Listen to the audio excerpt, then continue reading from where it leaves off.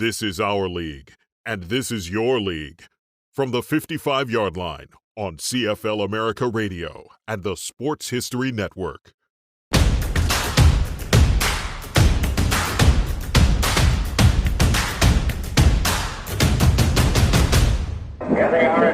Hello, everybody. This is Bill Herbert of CBC Special Events from Empire Stadium in Vancouver. Well, this is it. This is Grey Cup Day in Vancouver, and in about 15 minutes, the Edmonton Eskimos will take on the Montreal Alouettes in the final of this great football classic. Well, Vancouver during these past few days has gone absolutely crazy, what with celebrations in Chinatown and so forth, and all the real activity that's been going on downtown, and now we're out here at Empire Stadium. The crowd is estimated to be about 40,000 football-mad people, the biggest crowd ever to see a single sports event in Canadian history. The defending champions, the Edmonton Eskimos, and Montreal Alouettes. And today, for the first time in Grey Cup history, it's being played here in Vancouver, and this sprawling metropolis by the Pacific is just sort of blowing its top with excitement. But the big story, as we wait to go into the game, is the weather. And just a few minutes ago, I checked with the local weather office, and here's the picture. It's overcast, low-hanging gray clouds.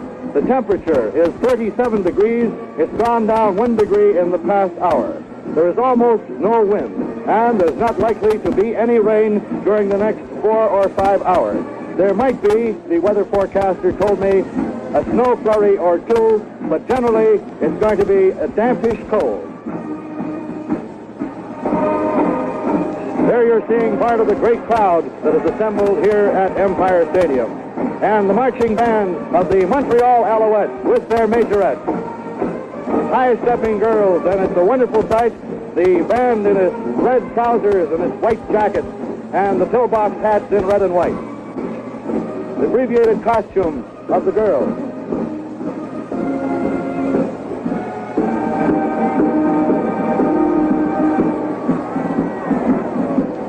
There they go, marching up and down. They break off, and they're ready to form into their first formation.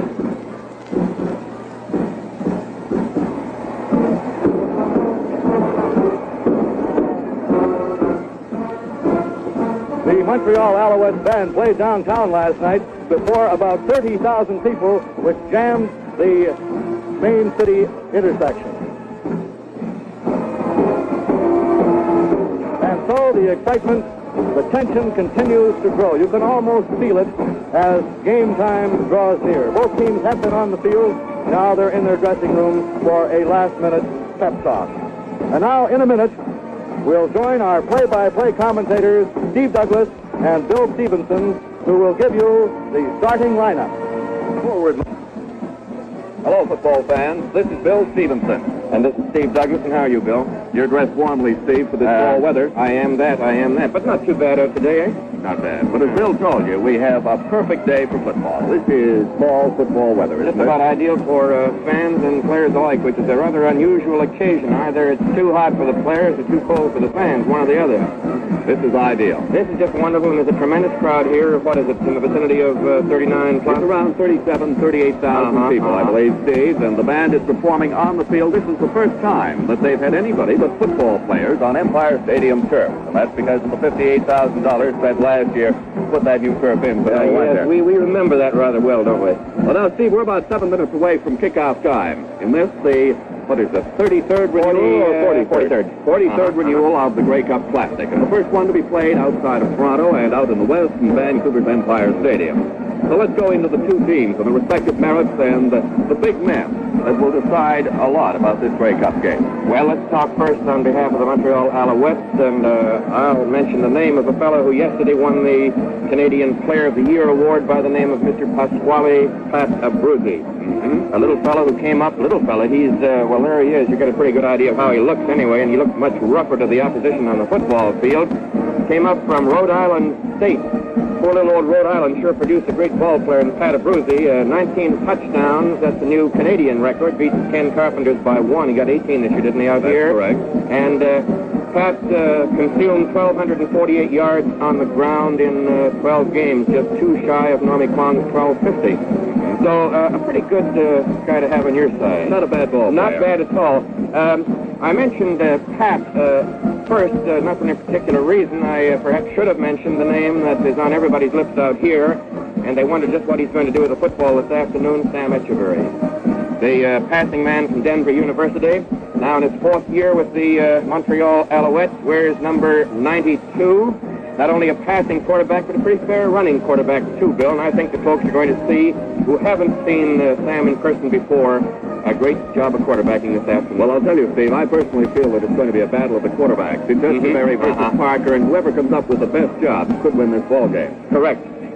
Sam throws to 3 or 4 fellows. One favorite target of his is a guy by the name of Joey Pal. Pal caught, I don't have the facts right here at hand now. He wears number 82, and that is Joey Pal's picture on your TV screen there. Number 82, and he will be on the receiving end of a great many tosses this afternoon. At least they hope he'll be on the receiving end, if you follow me.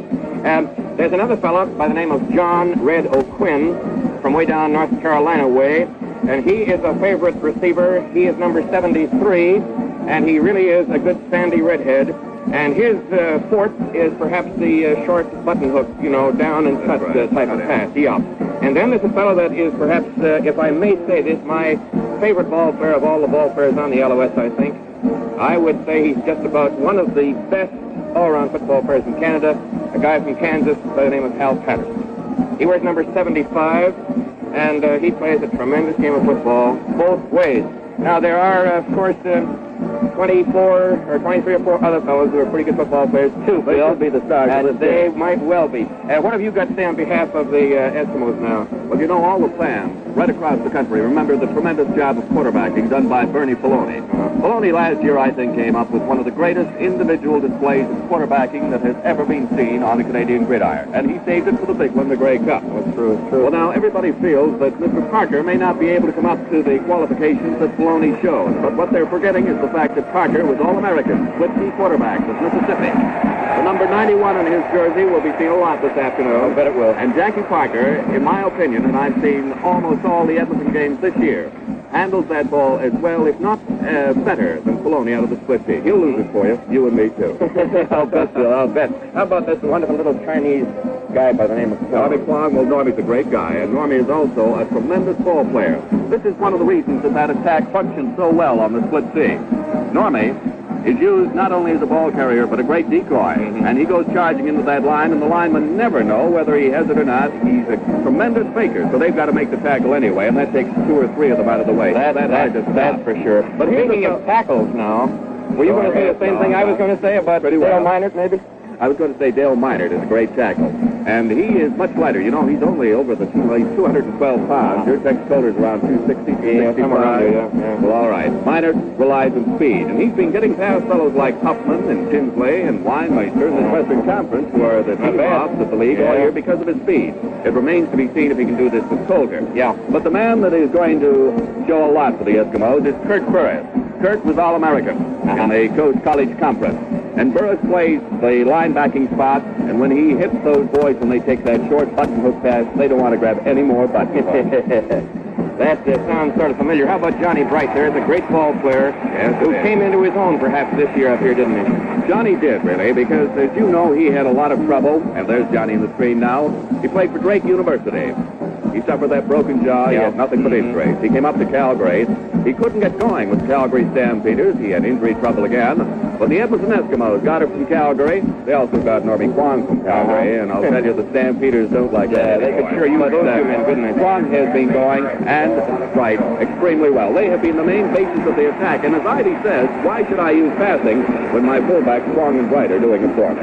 And that's the story. Well, we're getting pretty close to game time now. Perhaps we might look out in the field and see some of the formations that are going on. And there's a pretty good shot right there of the stands on the far side, the east side of the stadium. And perhaps we can do a little run-through on starting lineups, Bill, and you relax yourself there, and I'll take over the starting lineup department.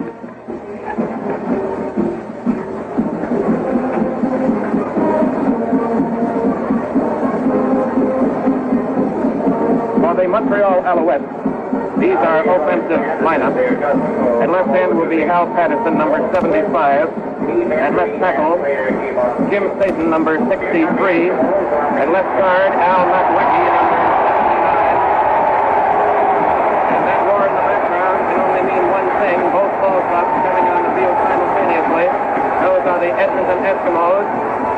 in their gold pants, green jerseys, gold helmets, and gold numerals. The Montreal Alouettes this afternoon. For you in the East who have seen them, you will recognize them as all attired in white, with the exception of their cardinal helmet and cardinal numerals. To continue the Alouette lineup, at center, Tom Hugo, number 48.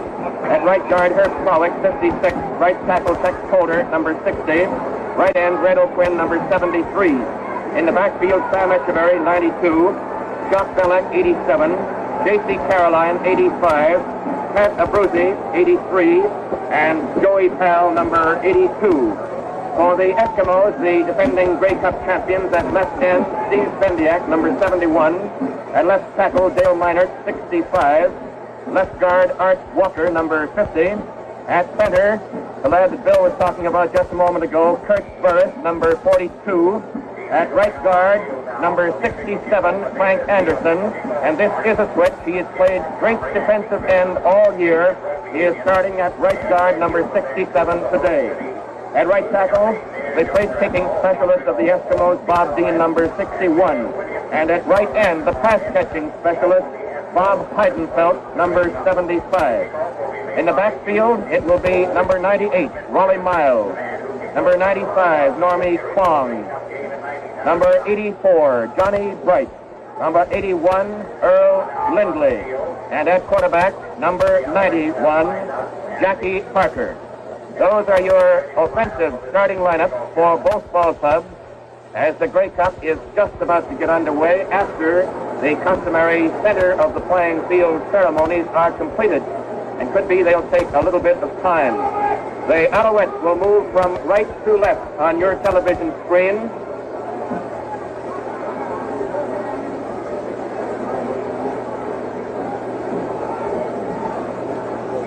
The Alouettes, attired in their white uniform, will move from right to left on your TV screen.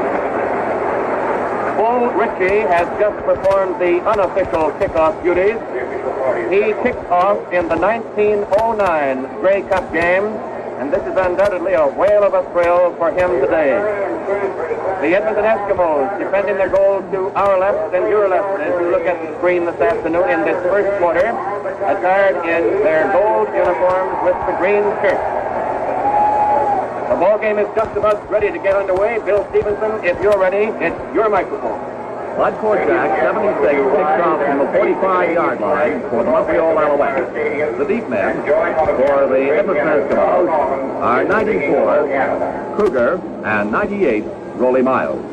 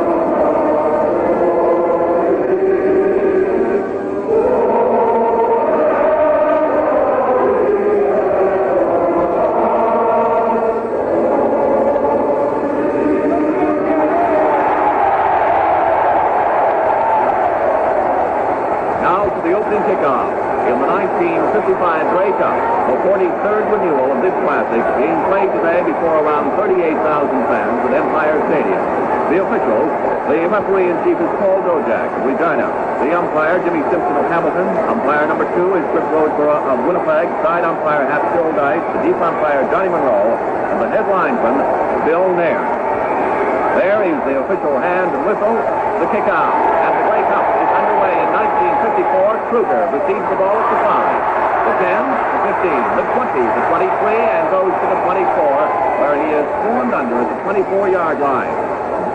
Pat Abruzzi, 83, one of the initial tacklers for the Montreal Alouettes at the 24, along with Mike Kovac and Herb Slowick. Defensively for Montreal, Doug McNichol and Jim Miller are the defensive ends. The tackles, Tex Calder and Al McAweekey. The defensive right guard is Juan Sheridan. The linebackers are Tom Moran, John Blaker, Tom Hugo, and J.C. Caroline. Patterson, Powell, and Williams, the backfield. 91, Parker, the quarterback for the Eskimos. The pass is going a long way. 98 and out, and he was in the clear. Al Patterson was covering Louis Miles. Taking that pass from Jackie Parker. He had just passed Hal Patterson, but could not hold on to the ball at the 48-yard line of the Montreal Alouettes.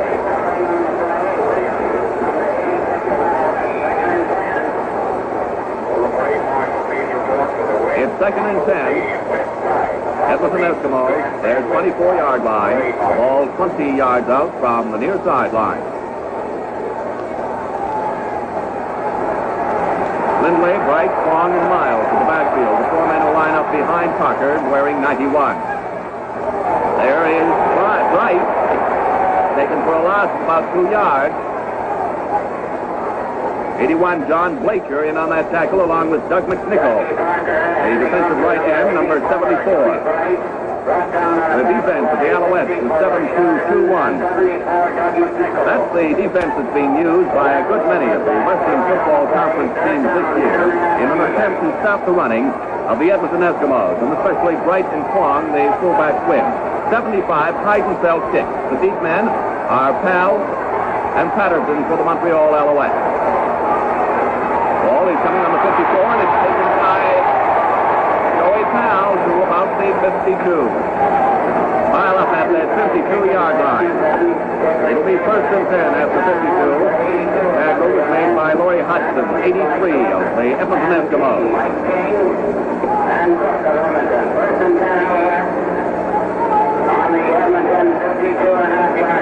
First and 10, Montreal on their 50, on the 53 of the Edmonton Eskimos.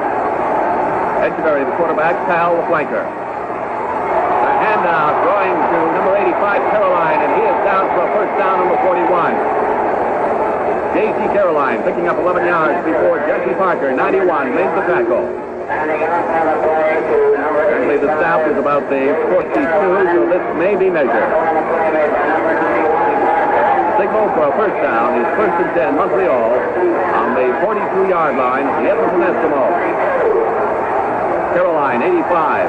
Malika fullback, 87. Abruzzi, 83 at left half. Joey Powell, 82, the flying wing. The offensive ends are 73, Red O'Quinn, 75, Hal Patterson, and 82, Joey Powell flanks to the left. The handoff goes to 83, Abruzzi, and Abruzzi gets down to 39. He's piled up on that 39-yard line. Hit hard by Ted Cully, who came going in, along with Dale Miner, 65. Cully wearing 51. Number 70 and number 40 of the Edmonton Eskimos. It's a gain of 2 yards and will be 2nd and 8. 2nd and 8 from the 39. Almost the 40. Pass to Powell. He has got it down to the 30, the 25, and out of bounds to the 22-yard line. Knocked out of bounds by Rolly Miles. On the play, Rolly Miles knocks him out along with Ray Rosie, number 92.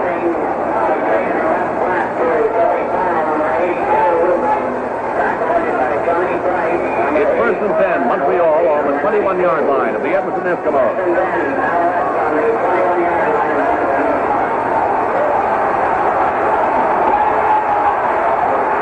Edgeberry running the ball on the keeper. Gets down to about 3. He's nailed on the 18 and hit hard on that 18-yard line by Frankie Morris, 52. Frankie Morris, number 52, and Dale Miner, 65, in for the tackle.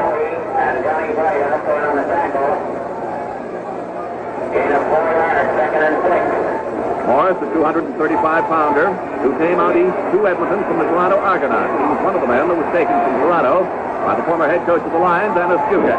Edgeberry gives off on the reverse to Caroline. Caroline is fighting his way down to the 16. He is dropped on approximately the 16-yard line. Frankie Morris, number 52, and 51, Ted Cully, are in on that tackle. Tackle on the play is Frankie Morris, number 52. It is 3rd and 6 from the 16-yard line for the Montreal Alouettes. The Alouettes may be attempting a field goal. They're going to try the field goal with 76 Bud Korchak. A slight angle to the left. The ball will be held by 92 Sam Echeverry. There's the kick, and it is no good, but it probably will go for the single. Running the ball out and conceding the point, Rollie Miles, number 98. Montreal Alouettes have struck first in the 43rd renewal of the Grey Cup game. A single point conceded by Rollie Miles on the field goal attempt by number 76 Bud Korchak from the 16-yard line with the ball placed on the 21. It's Montreal 1, Edmonton no score before 38,000 fans at Empire Stadium. And the odds prior to this game were even. First and 10, Edmonton, scrimmaging from their 25 after conceding that single point. Kurt Burke, 42, who is all Western Conference center and linebackers over the ball.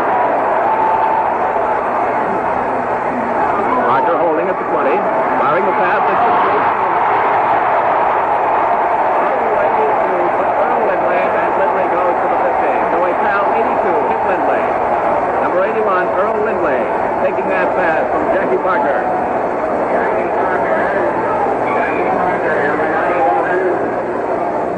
Complete to Earl Lindley, 43 yards. Lindley, 22 years of age, with 208 pounds, and stands 6'2". Plays a lot of defensive and offensive ball, and Kwon goes to the center strike. Tex Coulter, 60, the youth tackle of the Montreal Alouettes, was in to make that stop, along with Al McElwickie, number 79. This is going to be a story of the two lines. The line of the Edmonton Eskimos is much smaller than the Montreal Alouettes. We'll go into the actual weight in just a moment. It's second and approximately 6. The Eskimos, Lindley carrying the ball. Johnny Bright, rather. Tommy James to the strike, taking it to the 46. J.C. Caroline, 85, tracking into Bright. First down, and it's first and 10, Edmonton. On the 46-yard line of the Montreal Alouettes. Now leading 1-0. On.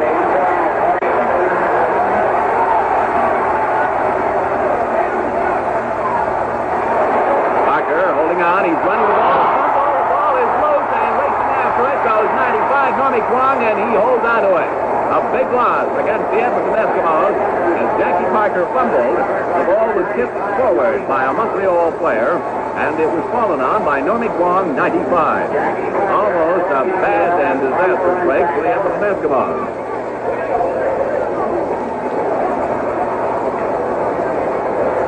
It's first down. Edmonton Eskimos, a penalty against the Montreal Alouettes for kicking the ball. First down, Edmonton.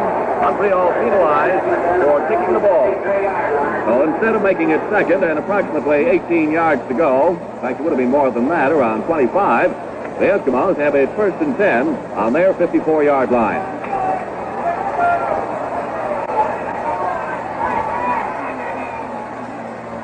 Juan going with the ball to the 55. Juan Sheridan, 64, was the main tackler for the Montreal Alouettes. Into the center line from Jackie Parker, stopped on the 55 by Juan Sheridan, number 64, and Doug McNichol, number 74. Gain on the play of 2 yards, and second and 8. Place that ball on the 55, so it's about a 2-yard gain from the 53, and that'll make it second and 8 for the Edmonton Eskimos. Montreal leading 1-0. Parker looking for a receiver. He throws the safety valve pass complete to Kwong. Kwong still driving at the 45, puts through to the 43. A tackle by J.C. Caroline, 85 at that 43-yard line. It's first and 10, Edmonton on the 43. Make it the 42 of the Montreal Alouettes. Ball is 15 yards in from the far sideline. You can watch the Edmonton attack when they move. Wright and Kwong will both go through that line. And this Kwong is the man who can either be carrying or faking, but he's got to be stopped every time. And he is a tremendous faker. The ball is given to Rollie Miles. Miles stepping to the 30 and brought down after a fumble on the 24, but he recovered it. Rolly Miles brought down on about the 24-yard line. He recovered the ball, and it's first down. He appeared to fumble slightly. Ron Sheridan, 64. Al Makowicki, 79, were the tacklers for Montreal. That ball was almost lost. It's first and 10 on the 29-yard line. First and 10 on the 29 for Edmonton. Parker carrying.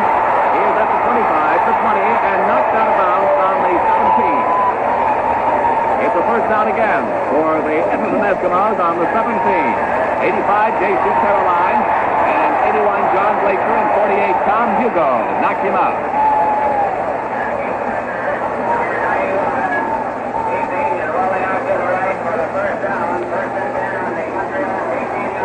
Jackie Parker, the all-star quarterback in the Western Football Conference. Miles, the flanker, to the left. Lindley has the ball, carries it down through the 5, and is brought down on the 5-yard line. It's a first down and goal to go Edmonton on the 5. Tom Moran and 60 takes Coulter with the tacklers, along with Al Patterson, 75. The crowd of close to 40,000 fans going wild. And 56, Kurt Qualley comes into the ball game, along with 63, Jim Staten for Montreal.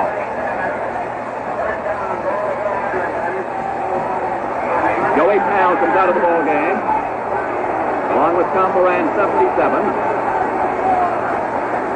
And a 7-8-man line is being set up by Montreal. First and goal to go, Edmonton. The ball just over the 5-yard line. Miles flanks to the left. The give is to Kwong, and he fights to the 3.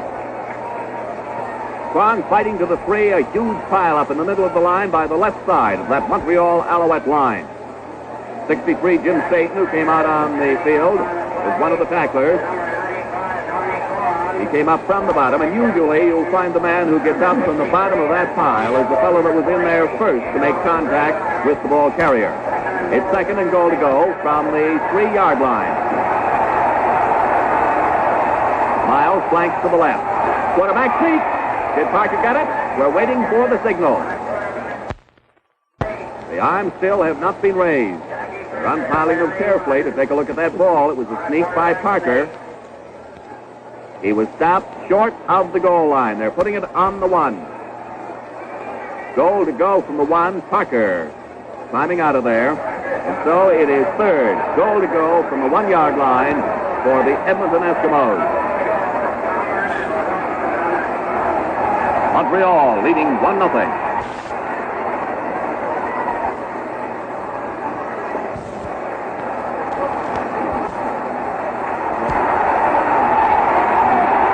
A 9-10-man line almost by the Montreal Alouette. Trying to stop this from the 1-yard line. They're over to the touchdown. Fine.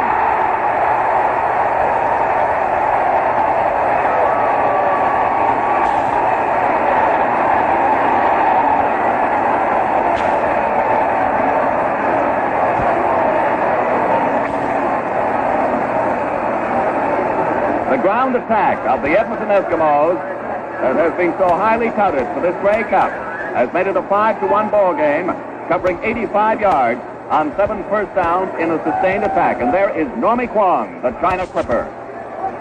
61, Bob Dean will attempt the extra point. 92, Ray Wilsey holding. The kick is good. The Edmonton Eskimos 6. The Montreal Alouettes 1. As we told you, that was an 85-yard march downfield by the Eskimos, culminated by Kwong going over from the 1-yard line on a 3rd and goal to go situation. Kwong set a Western Conference rushing record this year, going 1,250 yards, as Steve Douglas told you, during 16 games in the Western Football Conference. And Kwong, who just scored that touchdown, is one of the finest Canadian players in the game. He was nominated as the #1 Canadian player in professional football. 25 years of age, he is 5'9" and weighs 185 pounds. And he originated in Calgary. And the Stampeders have been kicking themselves ever since for letting him go. The China Clipper, as he's affectionately called by his teammates, and not so affectionately by his opponents. The Eskimos will kick off to the Montreal Alouettes. And Bob Dean, 61, will take the kickoff. The deep men for Montreal are 83 Pat Abruzzi. There's Abruzzi, 85 J.C. Caroline, and 75 Hal Patterson. 6 minutes, 22 seconds remaining in the first quarter. It's the short kickoff taken by the Eskimos, and it is grabbed on the 53, complete by Rollie Miles. Miles trying to get away, but the Eskimos have recovered, and 60, Tex Calder, finally stopped him. Red O'Quinn, 73, was in at the bottom of the pile.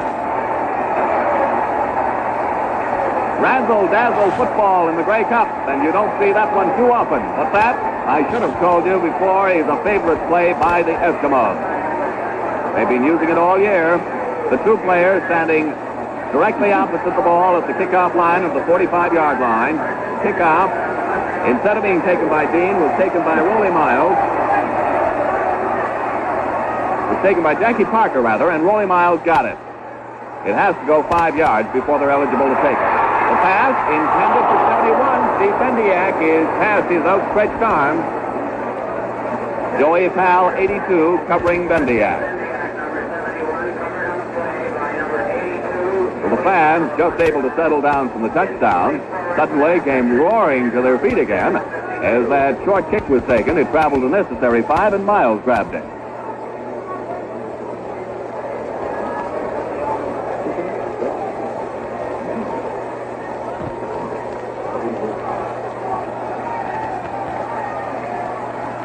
Second and 10 from the 52. Ball is given to Miles at the 50, diving, breaking loose at the 40, going to 35, the 30, down to the 28. Now Makowicki, 79, finally making the tackle with 64, Juan Sheridan.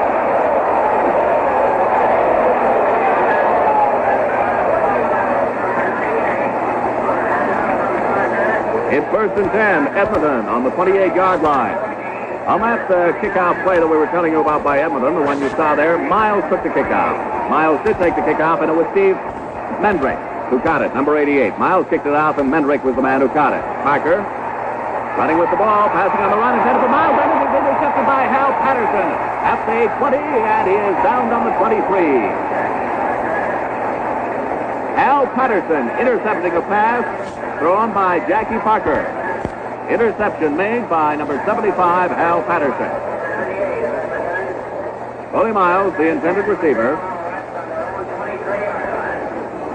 Patterson grabbed that one when the pass was actually too short. Miles had to pull up to try and grab it.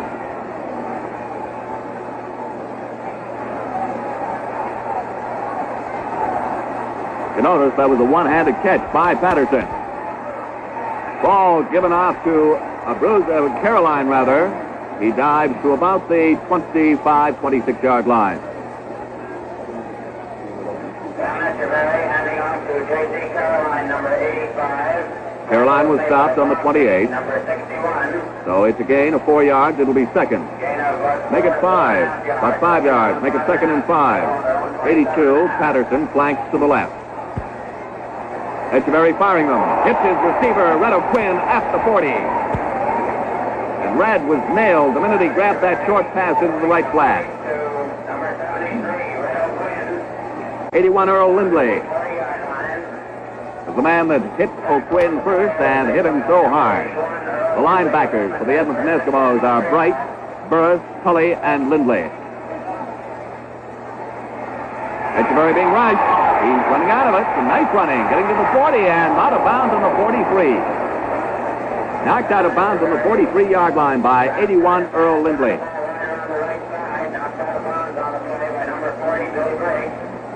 The Montreal Alouettes, who have been known for their great passing game, showed that they have a great ground game last Saturday, of course, in the Eastern Final against the Toronto Argonauts.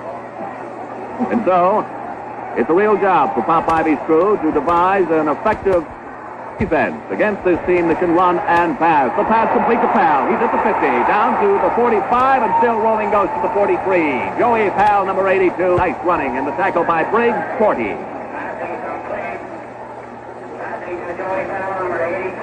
Jackie Parker, 91, in on the tackle also. I'll give you the offensive line for the Montreal Alouettes with 3 minutes 53 seconds left in the first quarter. Red O'Quinn 73 right end, Tex Calder 60, Herb Krawick 56, Tom Hugo 48, Al Makowicki 79, Jim Staten 63, Hal Patterson 75 that other end. The ball is given out to Pat Abruzzi, and the cement mixer drives down to about the 38, where Bob Dean 61 was in for the tackle, along with 51 Ted Tully and 81 Earl Lindley. It was Bullock, rather, 87. 87, Jack Bullock carrying the ball. Gain of 4.5 on the play. Second down. 4-yard gain. It's 2nd and 6 from the 39. 2nd and 6 from the 39 for the Montreal Alouettes. Edmonton leads 6-1. Caroline flanks to the right. Tal to the left. Spread formation. Pass is complete to Hal Patterson, and Patterson is driven down after he hits the 23. Ted Tully, 51, was the initial tackler. 92, Ray Wilsey, and 40, Bill Briggs, also in on the tackle for Edmonton. Echeverry has been moving his team through the air after Parker had taken the Eskimos on the ground. And that's what the 39,000 fans expected of this ball game. The air attack of Montreal, the ground attack of Edmonton. Edmonton appearing to have only one weak link, and that is the long passing game. 1st and 10, the pass into the right flat is complete to Red O'Quinn, and he's knifed out on the 13. Hit hard by Roland Miles. This will be very close to a first down. They may measure. They're going to measure. Very close to a first down, and the officials will measure. Incidentally, while the officials are measuring... Red O'Quinn in his 4th year with the Montreal Alouettes, an American who was picked to the All-Star team in the Big Four. Played for a time with the Chicago Bears. He's 6'2", 195 pounds, and 29 years of age. And one of the finest pass receivers to ever play in the Canadian game. It is 1st and 10. 1st and 10 with the ball on the 13 of Edmonton. It's 15 yards in from the far sideline. Caroline 85 flanks to the right. Sal 82 to the left. That's spread formation again. The ball is given up to Abruzzi, and he is driving to the 4. Kurt Burris made the tackle. It's Bullock, rather, 87 that he's giving out to there. 87, Jack Bullock. That's the 2nd time Bullock is knifed in to take that ball, and we mistook him for Abruzzi. Bullock, the fine Canadian fullback of the Montreal Alouettes, taking it to the 4.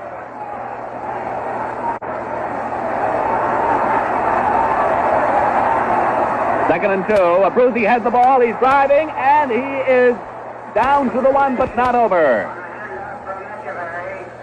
Pat Abruzzi on a slant play goes for a first down, and it's 1st and goal to go. Jackie Parker, who is playing two-way ball, safety back on defense and the quarterback on offense, made the stop on Abruzzi. Pat told me, by the way, before the game, he said they've nicknamed me everything in the book. It's 1st goal to go from the 1-yard line for Montreal. They're over for the touchdown, and Abruzzi is falling with it.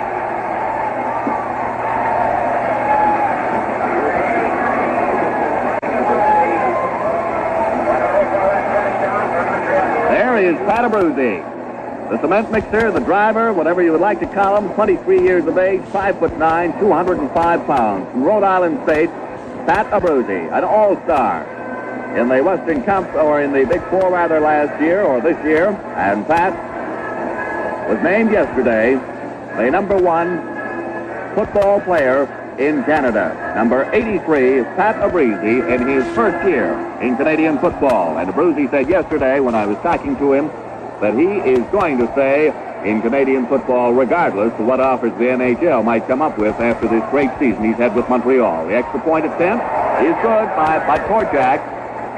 And so the Montreal Alouettes go into the lead. Montreal 7, Edmonton Eskimos 6. And the Alouettes came close to duplicating the feat of the Edmonton Eskimos. The Eskimos made 85 yards and 7 first downs all on the ground. The Montreal Alouettes made theirs in the air until the final few plays with Abruzzi going over from the 1 for the touchdown. There's a minute and 58 seconds remaining to play in the first quarter of this 43rd renewal of the Grey Cup. at Vancouver's Empire Stadium before a crowd of close to 40,000 fans.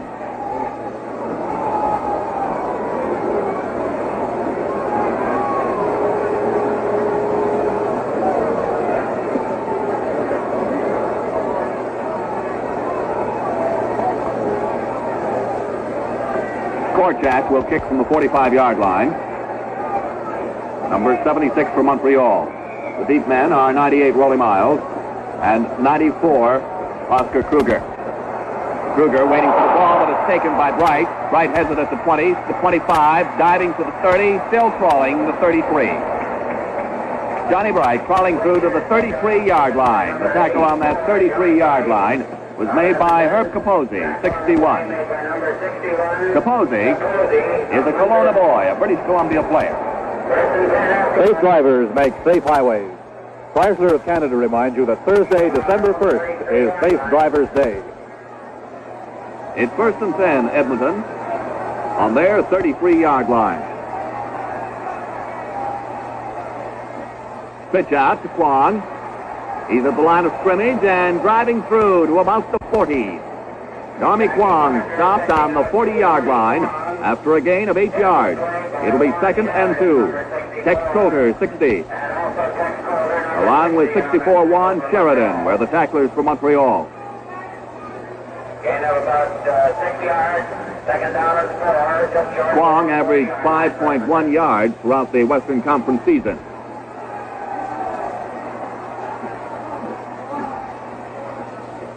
Kwong again. He's diving, going through for the first down to about the 44-yard line. It will be close to the first down. Juan Sheridan held him up, but I think that the Eskimos have it. The minute flag is up in the first quarter. It's a first down, Edmonton, on their 44-yard line. First down, Edmonton, on their 44. Montreal lead 7-6. Minute flag is up in the first quarter.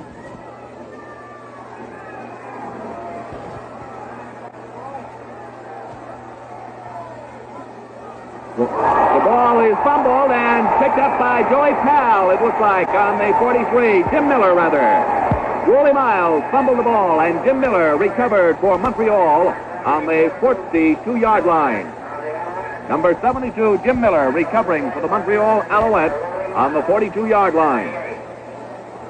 A break in favor of the Montreal Alouettes. They intercepted a pass on their 10-yard line. Cal Patterson intercepting his 7th of the year.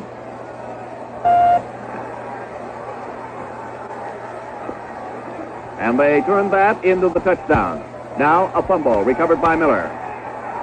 Long pass intended, and it is good to Patterson for the touchdown. Now Patterson on the pass, but Patterson got in behind him and went for the touchdown.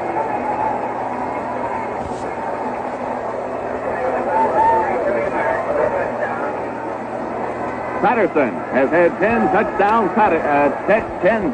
passes this season. And there he was, Hal Patterson, number 75 of North Carolina State. Korchak will attempt the extra point. It's good. And so, with only seconds remaining in the first quarter, it's Montreal 13, Edmonton 6. The Eskimos, in cutting 2 imports, which they had to do to get down to the total of 10, cut Ruth Andrews, who this year in the Western Conference intercepted enough passes to set a new league mark. Andrews setting a new league record with his interception of passes and regarded as the finest safety man on pass defense in the league. However, as Andrews could not go both ways, he was one of the imports cut, along with guard Don Glenn. They're using Jackie Parker in that safety spot in place of Andrews for this Grey Cup game. The deep men for Edmonton are 81, or rather 94, Oscar Kruger, and 98, Rolly Miles. There's Miles. Kickoff will be taken by 76, Bud Korchak. 13-6, Montreal lead. Seconds remaining in the first quarter. Ball going to about the 10-yard line, and Miles waiting. 15, the 20, the 25, dancing. Trying to break loose to 30 and crawling through to the 33. Nice bit of running by Miles before he was brought down the 33-yard line. Bud Korchak was in to make the tackle. They're separating them before they get them out of there. Mike Kovac, 57, also in on the tackle. It's 1st and 10. The Edmonton Eskimos on their 33-yard line. We're waiting for the final play in the first quarter, with Montreal leading 13-6.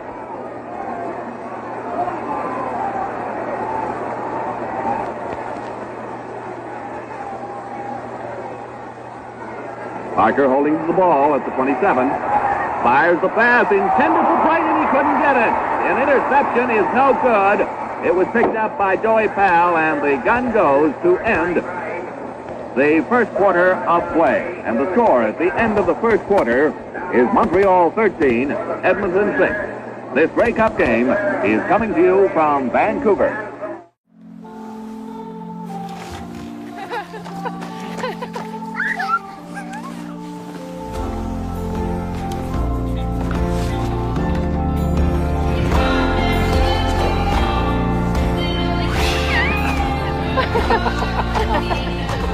Here's to the everyday things that end up being everything. Here's to all things simple, with casual clothing and footwear from Marks.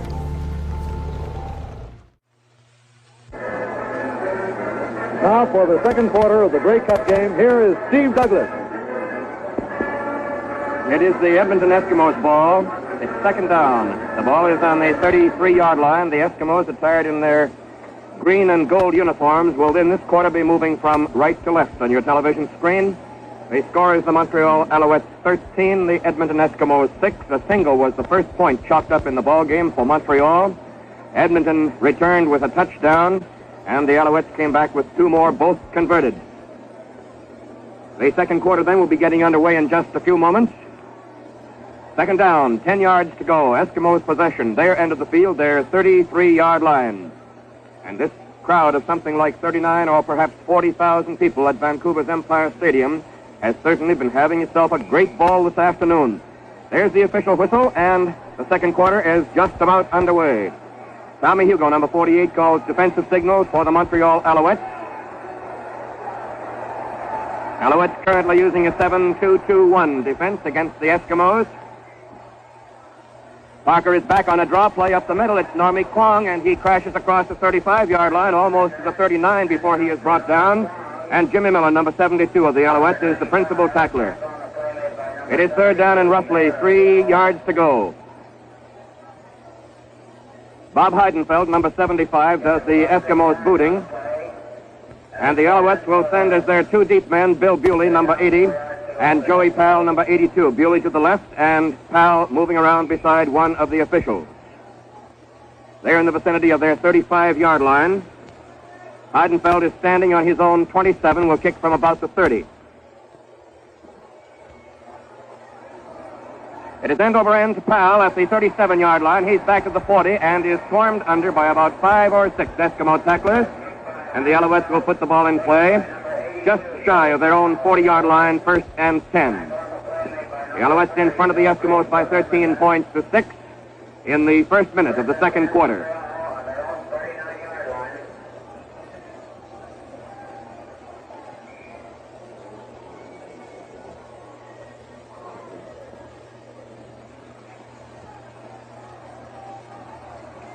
Double flankers for the Alouettes.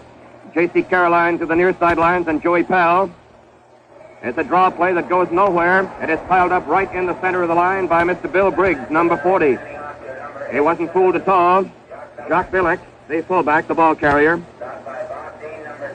It is right at the line of scrimmage, second down and 10 yards to go. The Eskimos' defense is roughly the same as the Alouettes, the 7-2-2-1. Double flankers again, the same 2 men. Caroline comes toward this side, and Joey Powell goes to the far side. This time, Sam is going to throw it. It's a long one to Caroline, all by himself at the 40, and he is brought down to earth finally at the 30-yard line. Jackie Parker, number 91, the Eskimo quarterback, the last man who had a chance to get J.C. Caroline, who shook himself loose beautifully down there. On the 28-yard line, first and 10 for the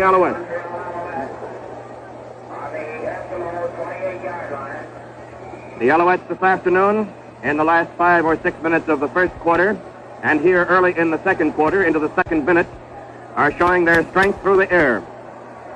Double flankers again. Pal left, Caroline right.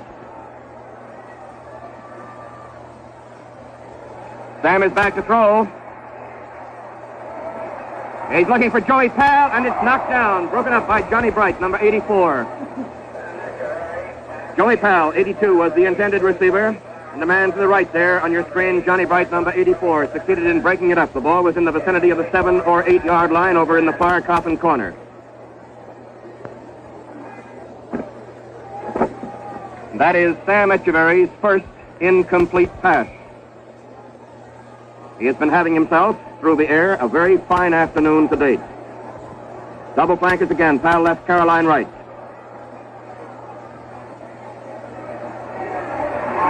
Sam loses the football, and it is recovered by Bob Heidenfeld, number 75, for the Edmonton Eskimos. It is on the 36-37 yard line. This ball game has had its share of breaks, and there is a decided one on behalf of Edmonton. Frank Anderson is the man who jarred the football out of the arms of quarterback Sam Etcheverry, and Heidenfeld fell on the ball. It is on, the officials say, the 36-yard line. Incidentally, in giving you starting lineups, I gave you Frank Anderson's number as 67, which we had been informed he would wear today because he was playing guard. It must be observed now that he is still wearing his old number 70.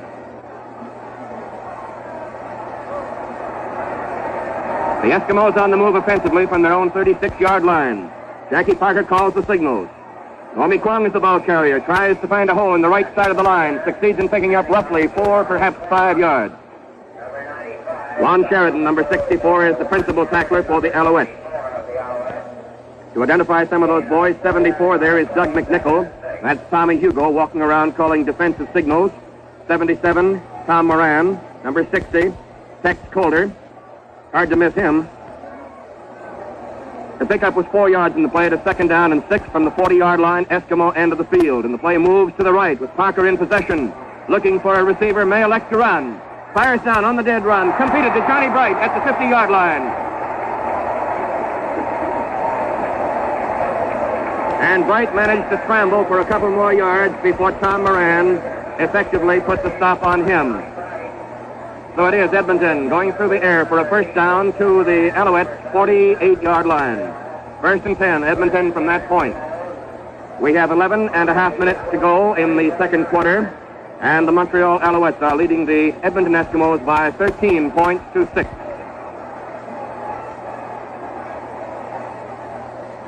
Naomi Kwong is the ball carrier. He finds running room down across the 45-yard line to about the 42. Big Tex Calder, number 60, is one of the men. Jim Miller, number 72, getting up off that pile as well. And Tommy Hugo, number 48. You can just about count on the fingers of one hand the times that Hugo is not in on a tackle.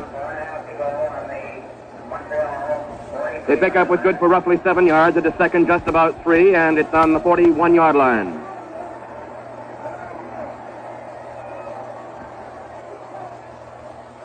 Nice faking, and Johnny Bright is the ball carrier who gets that big hole and goes down the sideline. Patterson has a shot at him. He's still going all the way.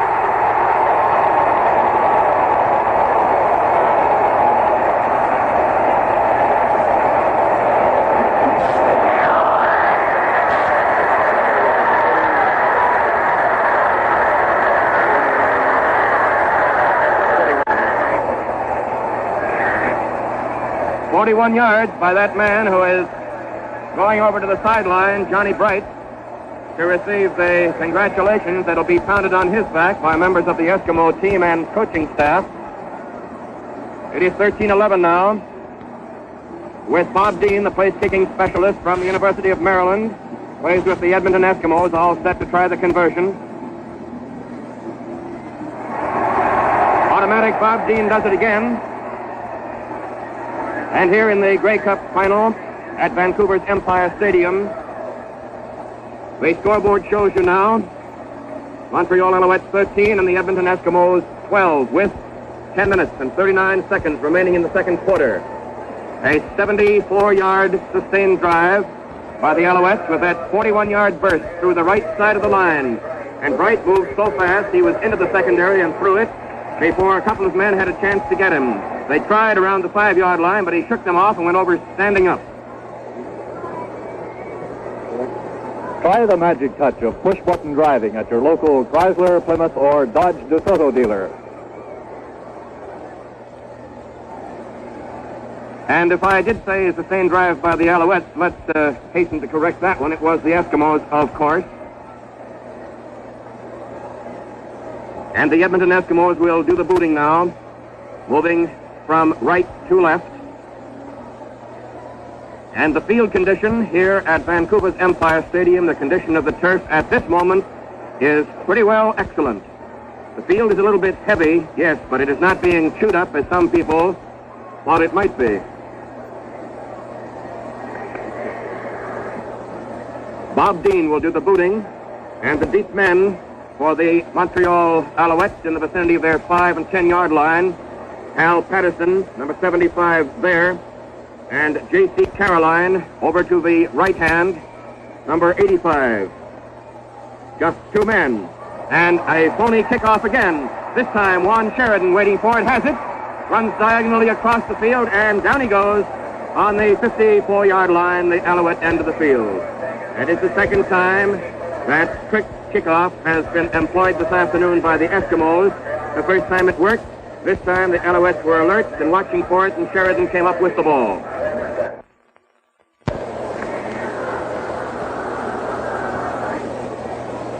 Laurie Hodgson was the man, the principal man, the first 2 or 3, who put the tackle on Juan Sheridan at the 54-yard line, Montreal end of the field, with Steve Mendrick assisting. So it is Alouettes ball 1st and 10 from that point. Alouettes are in front of the ball game 13 points to 12. Single flanker right is Joey Powell. The pitch out comes to Caroline.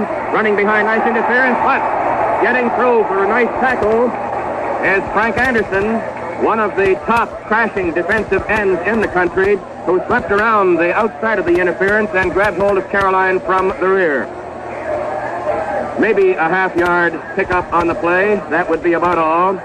Let's make it the 55-yard line. The football's nose is right on it, so it is second down and call it 9 yards to go.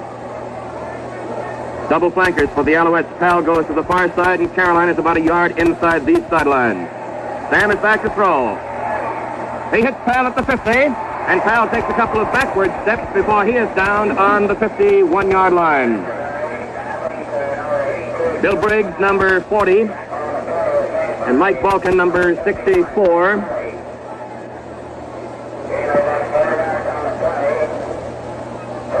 The pickup is to the 54-yard line, leaves it third down, roughly 5 to go.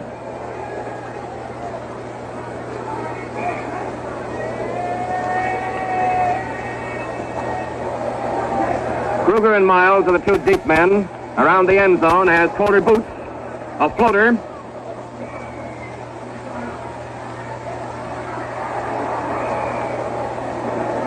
Picked up by Don Simon of the Edmonton Eskimos, number 96, around the 11-yard line, and he returns it to the 17, where Edmonton puts it in play 1st and 10 with Tommy Hugo, the number 1 man on the tackle.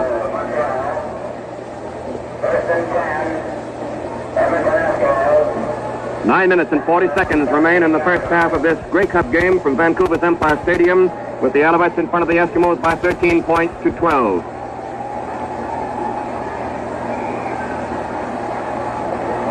Alouettes set their defenses, and the Eskimos huddle in the vicinity of their 5-yard line. The ball is on the 17, 1st and 10.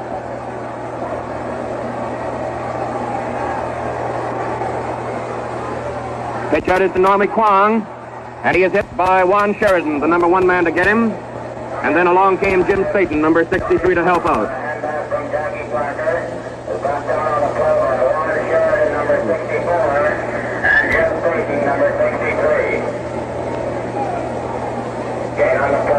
The pickup on the play is roughly 5 yards. It is second down and 5 to go. The ball is on the 22-yard line.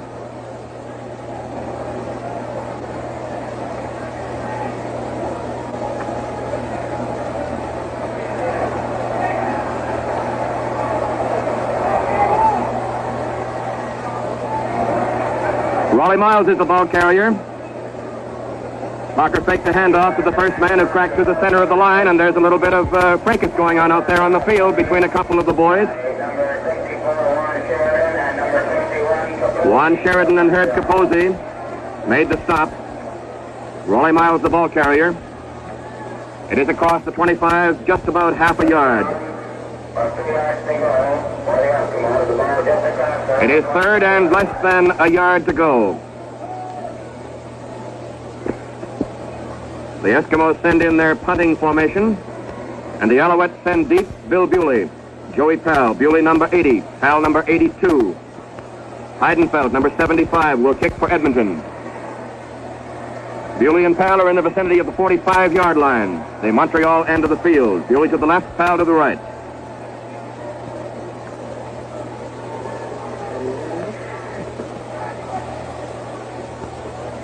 Heidenfeld is standing on his 17-yard line, will kick from about the 20.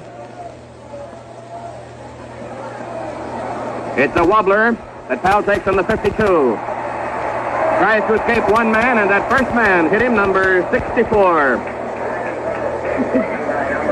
who is Mike Volcan, V-O-L-C-A-N, Mike Volcan, number 64, the first man to hit him, with assistance from Laurie Hodgson and Bill Briggs. And Powell went down on the 46-yard line. Alouettes ball, their end of the field, first and 10. Time remaining is 8 minutes and 25 seconds in the first half, and the Alouettes are in front by 13 points to 12.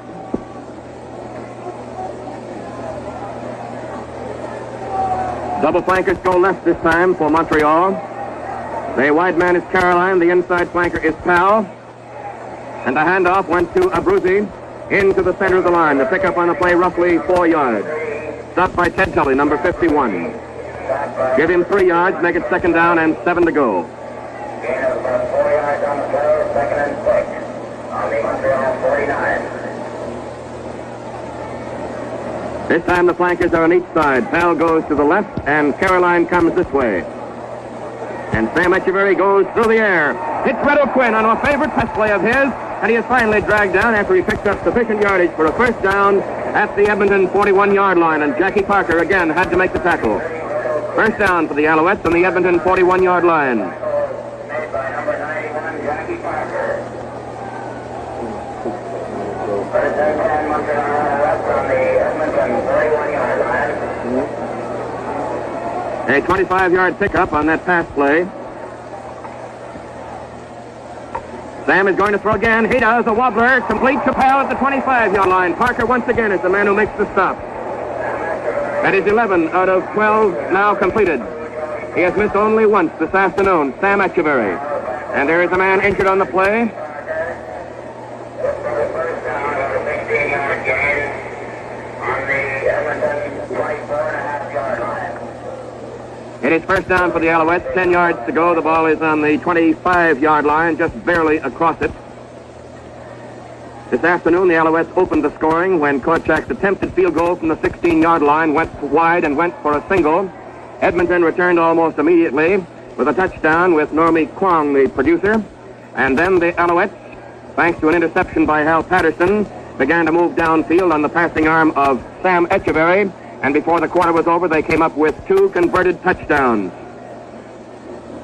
And early in this period, 74-yard sustained drive by the Eskimos, topped off with a 41-yard burst to the right side of the Eskimo line by Johnny Bright. And we have that 13-12 ball game with 7 minutes and 22 seconds remaining to be played in the first half.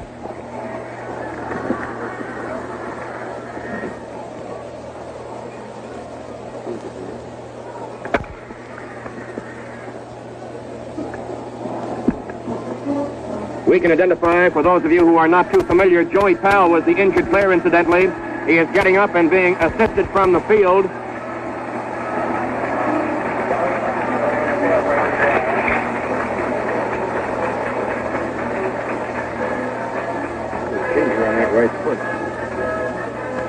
Joey Powell, number 82, has been one of Sam Echeverry's favorite targets all season long.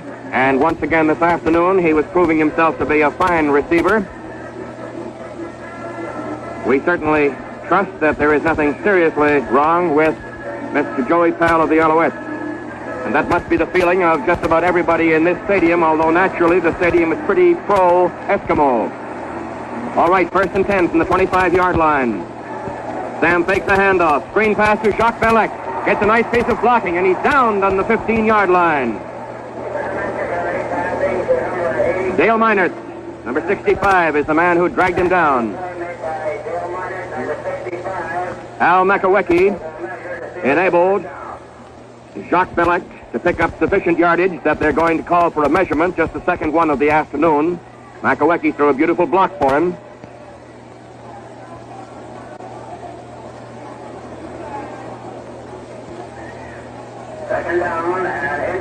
This is only inches short of a first down. And the officials place the ball down 15 yards in from the near sidelines on the 15-yard line. Second down for the Alouettes then, and inches to go.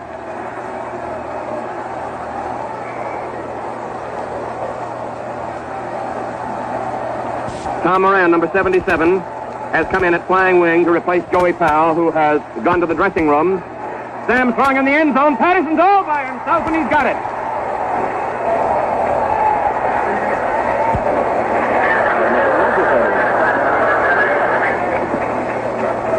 Sam got that football away just in the nick of time. Two men came charging in, but just a split second too late. And Patterson took the ball as it floated past the goalpost, all by his lonesome in the end zone. 65 yards the Alouettes moved in just 5 plays for that touchdown. 6 minutes and 44 seconds remain to be played in the second quarter. It is 18-12, and Korchak is going to try and make it 19. And he does. The Montreal Alouettes in front of the Edmonton Eskimos by 19 points to 12 with 6 minutes and 44 seconds left to go in the first half. 19, the Edmonton Eskimos 12.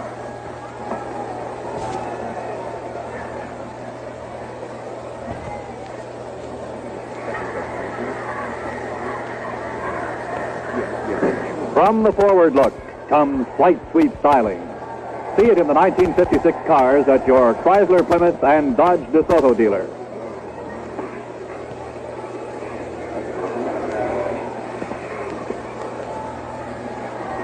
A touchdown by Hal Patterson. An all-around star at the University of Kansas. And a fellow the Montreal Alouettes are very happy to have on their roster and not on any opposition club. That was his second of the afternoon, both on passes. Bud Korchak, number 76, for the kickoff duties. Kruger and Miles are the two deep men for Edmonton. It is Miles at the 10-yard line, 15, 20, 25, still going at the 30, finding lots of running room. He's up to the 40, and down finally on the 47-yard line with 2 or 3 bodies sprawled in the wake, and one Eskimo is hurt on that play. Ted Tully. Al Makawecki made the stop on him, along with Bill Bewley. Bob Dean was shaken up on the play, a big Eskimo tackle, but he's up and ready to go back into action.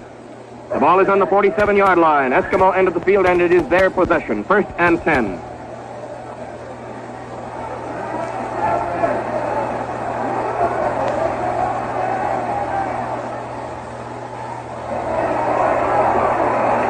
Naomi Kwong down to the midfield stripe, and to pick up on the play is roughly 9 yards. Second down, about a yard to go at midfield.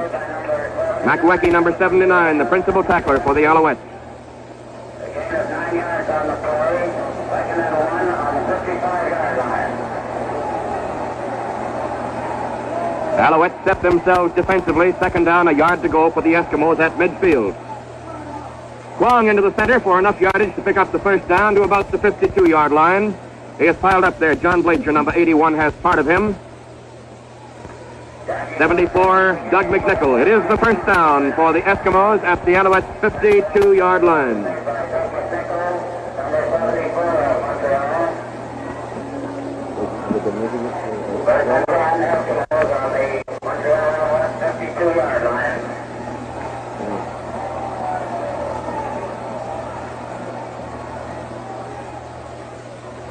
Jackie Parker has still got that football.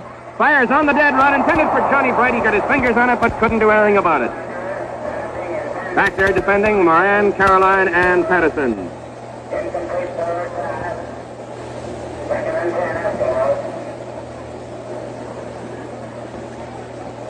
Second down, 10 yards to go. Edmonton possession on Montreal's 52-yard line. Time remaining is 5 minutes and 25 seconds, and the Alouettes are leading the ball game by 19 points to 12.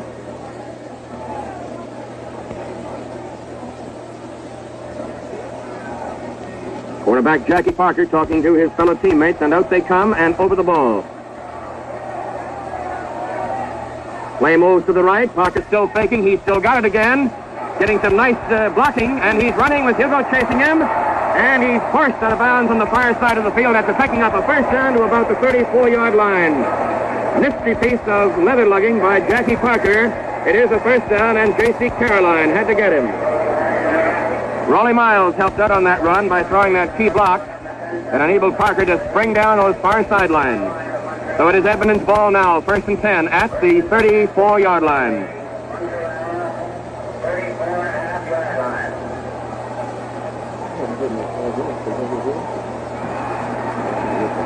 The 5-minute signal has just been given. 5 minutes to go in this second quarter. Johnny Bright, the ball carrier, tries the left side of the line, is down to about the 30, and Makawecki is the principal man to get him, along with Juan Sheridan. Number 79, Makawecki, and 64, Sheridan. The ball is right on the 30-yard line, a pickup of 4 yards, second down and 6 to go.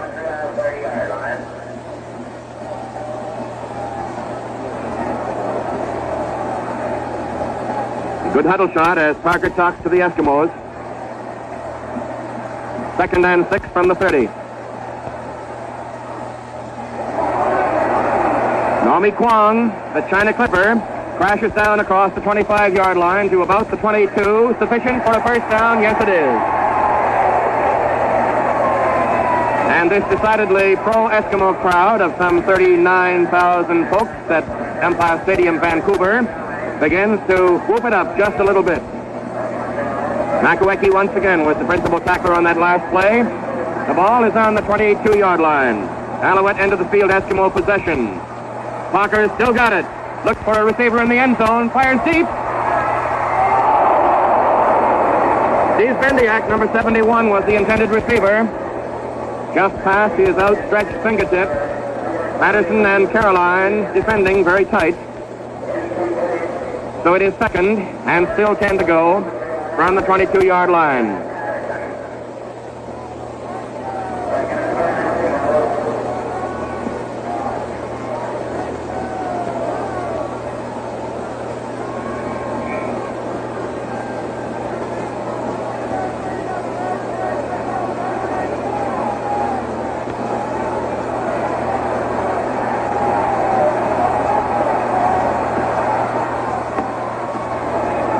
Handoff is to Normie Kwong, and he goes down charging to about the 15-yard line before he is stopped down there by Doug McNichol, principally the first man to hit him, number 74. Normie Kwong, number 95 of the Eskimos. The football is just short of the 15-yard line. So it is third down and roughly 3 yards to go. So what is a quarterback going to do in a case like this? If he chooses to, the football is in an ideal position for a field goal attempt. It is directly in front of the goal post. Well, we'll see what Mr. Parker elects.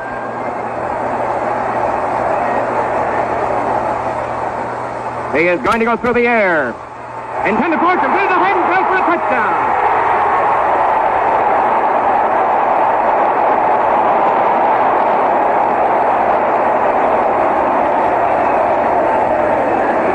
Bob Heidenfeld, number 75, took that ball on about the 5-yard line. Actually, it looked as if Parker was going to run the ball himself. But all of a sudden, there was Heidenfeld, and he picked it out of the air and spun around right into the end zone. Wow. 19-17 now, 3 minutes and 5 seconds left to go in the first half. Bob Dean, number 61, to try the conversion. 100 yards they went on 10 plays. Right, Bill? 10, good. It is good. And we've got a one-point ball game again, with the Montreal Alouettes on the long end of it, 19-18 for the Edmonton Eskimos. 3 minutes, 5 seconds remain to the end of the first half. And the experts who called for a high-scoring ball game are probably in their element right now, with 37 points chalked up so far. Likewise, those who said this would be a tight ball game.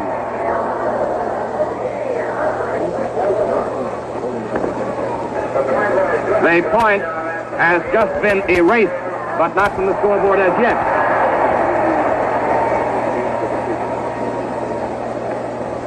It is not going to be erased from the scoreboard. Leave it up there. The announcement first said that there was a holding penalty against the Eskimos on the conversion, which would nullify the point after Dean had booted it through the uprights. Then the announcement was corrected to make the holding penalty against the Montreal Alouettes. So the point stays and the score remains 19-18 in favor of Montreal.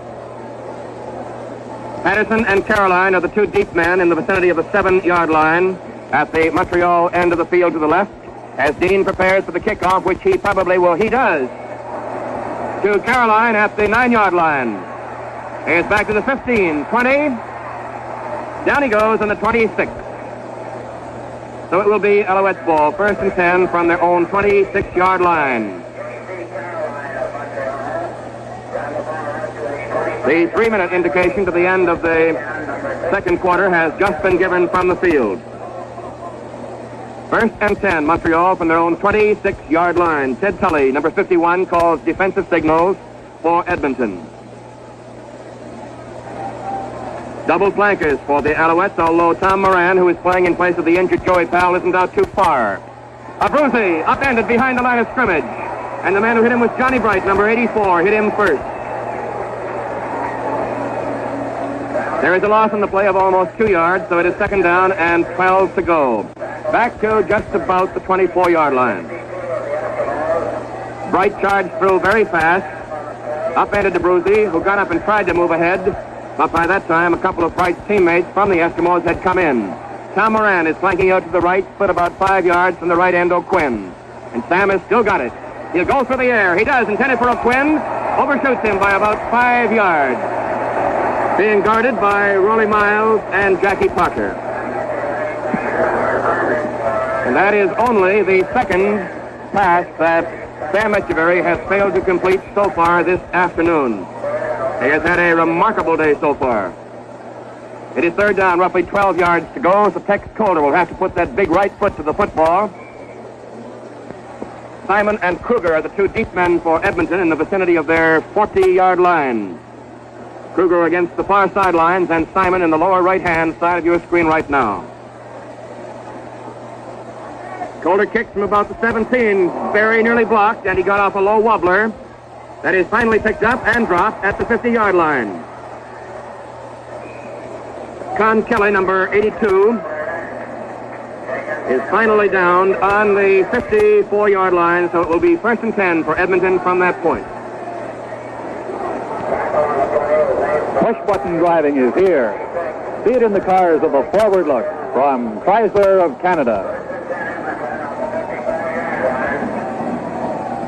There remains 1 minute and 50 seconds in the first half to be played, with the Alouettes in front of the Eskimos by 19-18. Edmonton in possession, and the nose of that football is just shy of the midfield stripe. Parker still got it, bootlegged nicely. Fires down, it is completed to Bendiak, and down he goes on about the 42-yard line. J.C. Caroline makes the tackle on him. Steve Bendiak, number 71, the recipient of that pass from Jackie Parker. 1st down for the Eskimos at the Alouette 41-yard line.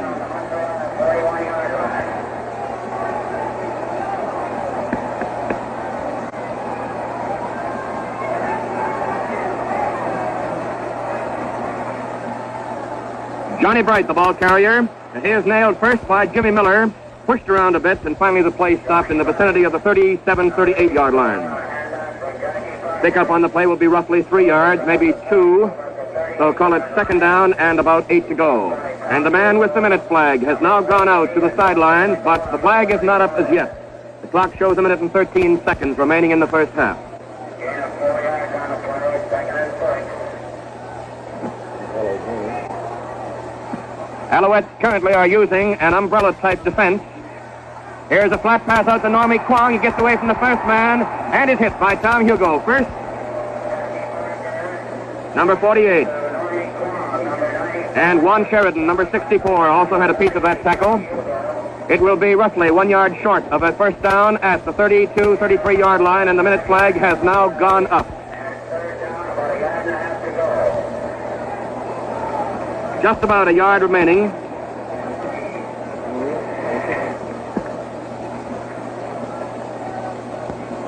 The Eskimos going to go for that yard, which could be a vital one. Parker's going to go through the air for it.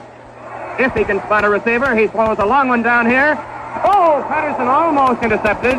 Not quite. It was intended for Raleigh Miles. Patterson timed his dive for that ball perfectly, but just couldn't hang on to it. So the Alouettes take over possession.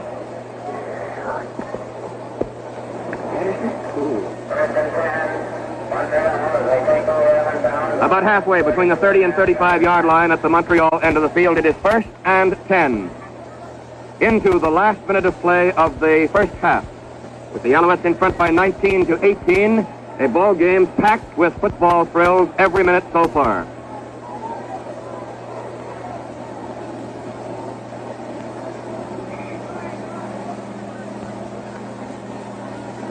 Echeverry is back to throw at the 25-yard line. Throws long, intended for Patterson, and no good. Nice defending by the two Eskimos who are down there. Parker is one of them, and Wilsey is the other. Parker, number 91, and Ray Wilsey, number 92. Double defending on Hal Patterson, the Montreal Alouettes left end, who was down trying to pull in that football thrown by Sam Echeverry. So it is 2nd down and 10 to go in the last seconds of the first half. Ball on the Montreal 32-yard line. Moran is a very short flanker to the left. And Sam is going to go through the air again if he doesn't get nailed. And Anderson, man, he came in fast.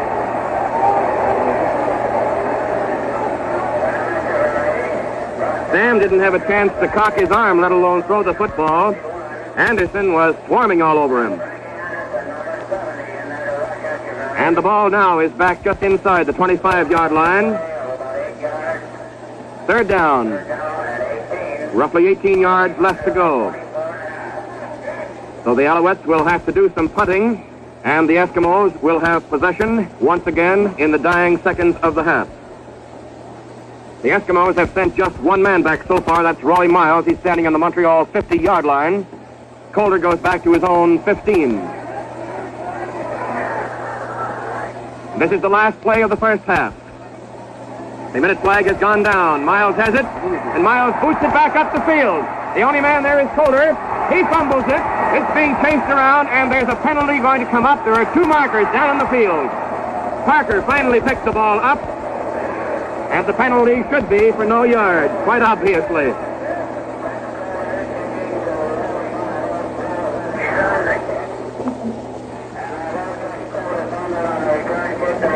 Well, the gun has not sounded as yet, although the minute flag has gone down. And we will have time for one more play on that penalty. It is the Alouettes' ball then, at their own 31-yard line. 1st and 10 from that point. So the Edmonton strategy had a little backfire attached to it.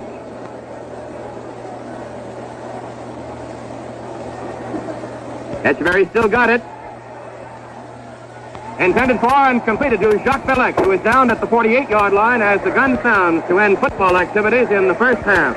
The Montreal Alouettes leading 19 to 18. Our 1st and 10 on their 28-yard line.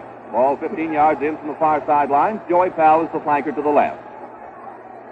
Ball handed off and going down to about the 35 to 37-yard line was Jack Belec. He got to the 30, about the 37 before Ted Tully, 51, made the tackle. It's going to be a yard short of a first down. 2nd and 1 for Montreal. 2nd and 1 Montreal, and they're 36. Echeverry gives that ball off, and there is little or no gain. It's going to be very close when they start to measure for the first down.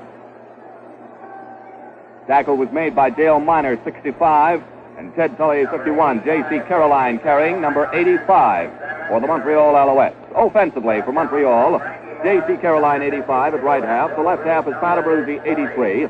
Jack Bullock, 87, the fullback. Joey Powell, the flying wing, number 82. Sam Echeverry, the quarterback, number 92. Powell just went back into the game. It is short of a first down. Inches to a first down.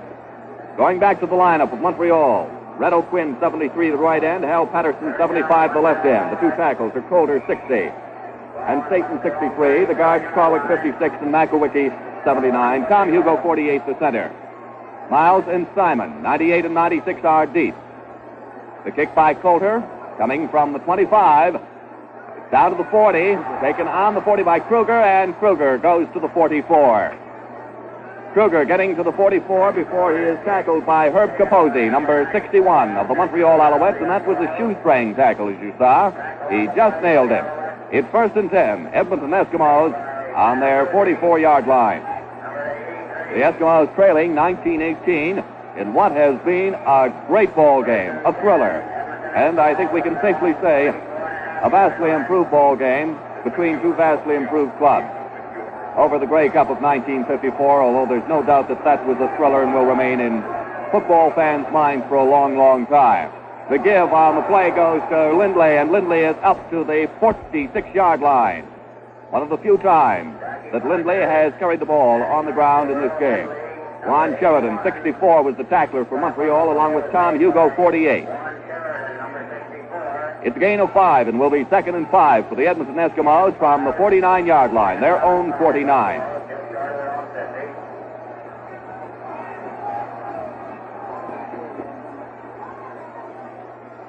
And that goes to Kwong, and Kwong is still rolling. He is stopped by number 75, Hal Patterson, finally, who got down in front of him on the 53-yard line. It's a first down. Herb Crowley was also in on that tackle, and Juan Sheridan. 1st and 10 from the 54-yard line of the Montreal Alouettes for the Edmonton Eskimos. This had been billed as a game between two great defenses. However, it has thus far been a game between two extremely fine offenses. Parker with nice faking is holding. A long, long pass in the clear. Unable to get it, 81, Earl Lindley. The ball was thrown over his head. He got behind number 82, Joey Powell, who was covering on the play. Lindley was in the clear.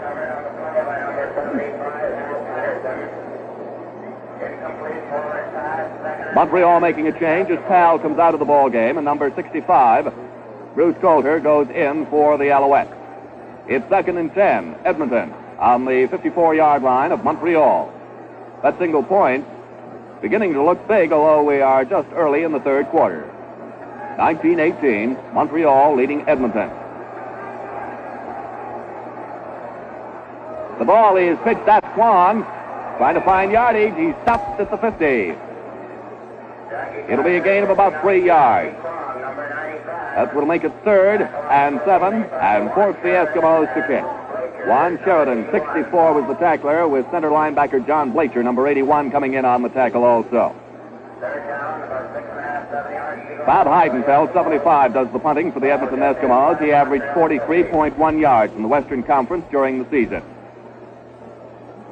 One of the top imports with the Edmonton team. Johnny Williams, 86, and Bill Bewley, 80, are the deep men for Montreal.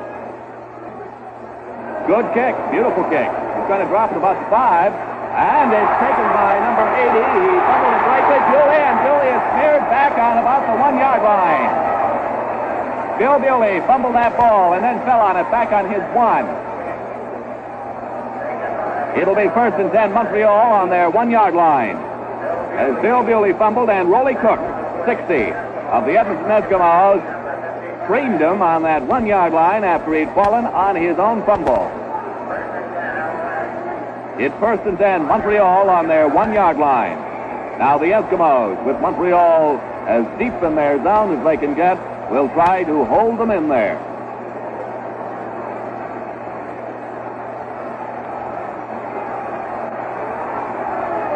They've got a 6-7-man line by the Eskimos. The ball is going to be a safety touch, I believe, in the end zone. Let's see what. No, they pushed him back. He got out to about the 2, but was pushed back. Pat Abruzzi, 83.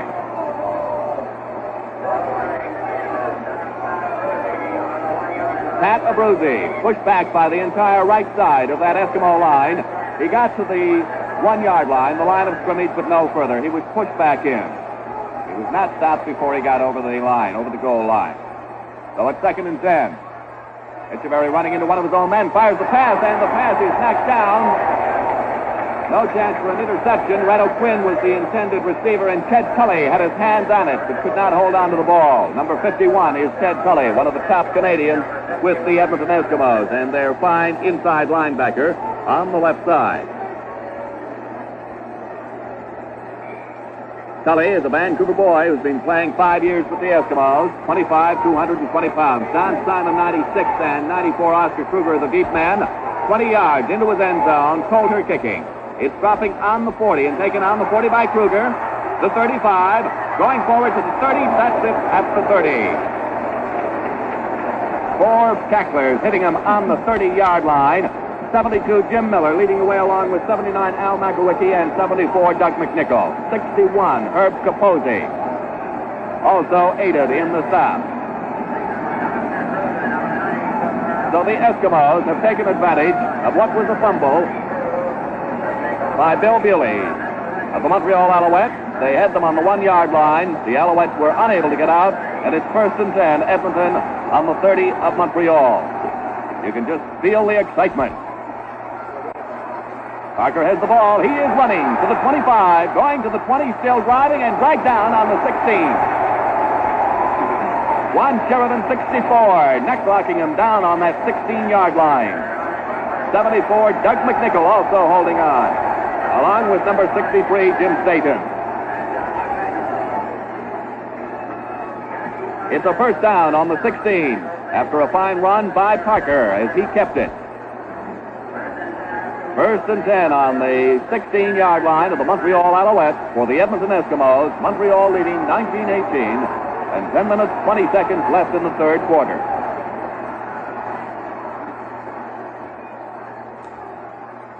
Ball is given out to Lindley. Lindley trying to go, got over the line of scrimmage for about 3. He was nailed by Sheridan, who pushed him back. Coulter in behind to aid with the pushing. Juan Sheridan, the initial tackler.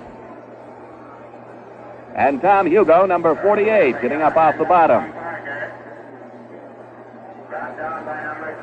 It's a gain of 2 yards with the ball on the 14-yard line, and will be 2nd and 8, Edmonton Eskimos, on the 14 of the Montreal Alouettes.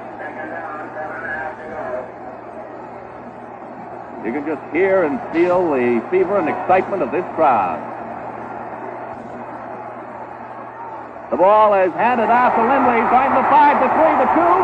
He's at the goal line, but I don't think he's over. Holding on to him with a tight grip are 65, Bruce Coulter. And 75 was Hal Patterson, who had his arms around the legs of Earl Lindley. 1st and goal to go from the 1 for Edmonton.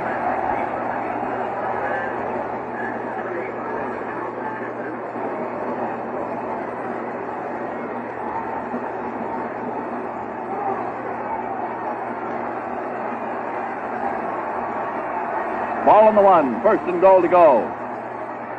Kwon going, he's got the touchdown.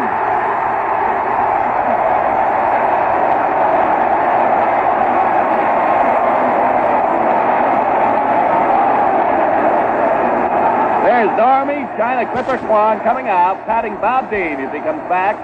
And for the 2nd time in the ball game, the Eskimos lead. Normie Kwon, the China Clipper. Number 61, Bob Dean, will attempt the extra point for the Edmonton Eskimos. Ray Wilsey, 92, holds.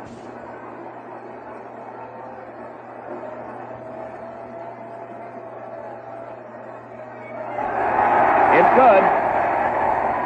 24 Edmonton, 19 Montreal.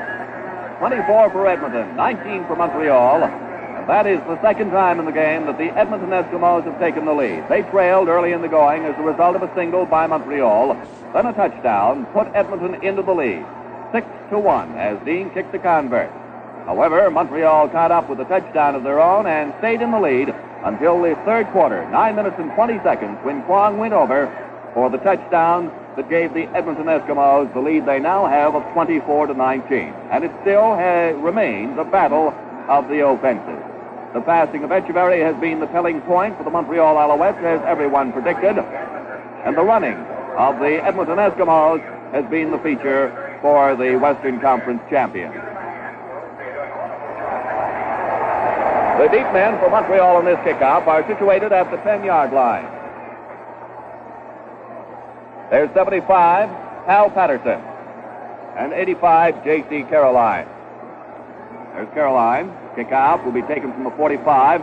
Miles and Parker still there for the potential short kickoff, which could happen at any time. They practiced this for about 2 months before they actually used it in the WIFU. It's a line kickoff, back to the 5, Patterson waiting. On the 4, the 10, the 15, the 20, the 25. Nice interference, the 30, and he ran into his own interference as he was nailed on the 30-yard line. Hit on the 30-yard line by Mike Vulcan, number 64. So Vulcan, a Hamilton boy who played with the Kitchener-Waterloo champions of the ORFU last year, stopped Patterson on the 30, and it's 1st and 10, Montreal on their own 30-yard line.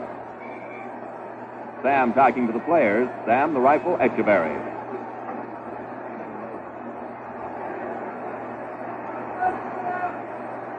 (5-4-3) defense by Edmonton. Echeverry in the air. His pass is good. It's taken in the air by Tom Moran, and Moran is stopped on the 39-yard line. This may be a yard short of a first down. We'll see exactly where they place it. 51, Ted Tully. 70, Frankie Anderson. And 84, Johnny Bright were in on the tackle of Moran. It is a first down. They got it just over the line of the 35-yard line, or the 40-yard line, rather. Montreal are 1st and 10 on the 40, and Echeverry is continuing his great passing display.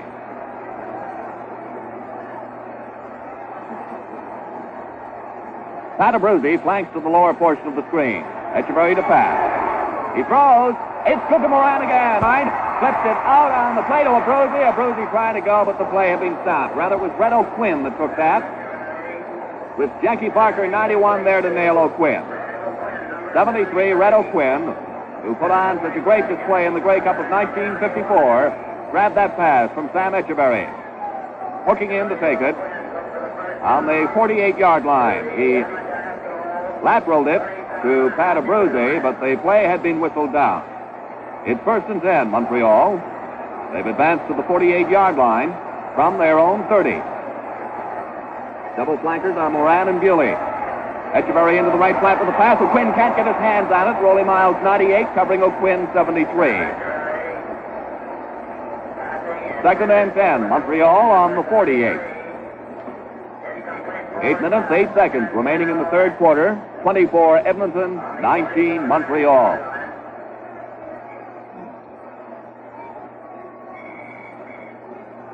The rain has held out.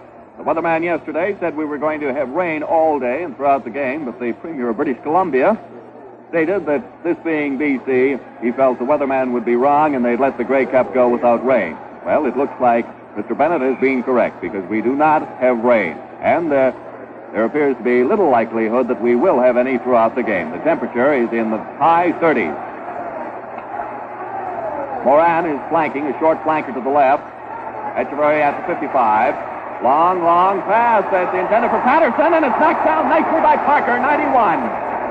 Hal Patterson, 75, turning on the 4-yard line to take that pass of 54 yards from Sam Echeverry, but 91, Jackie Parker, just got his fingers on it, as you saw.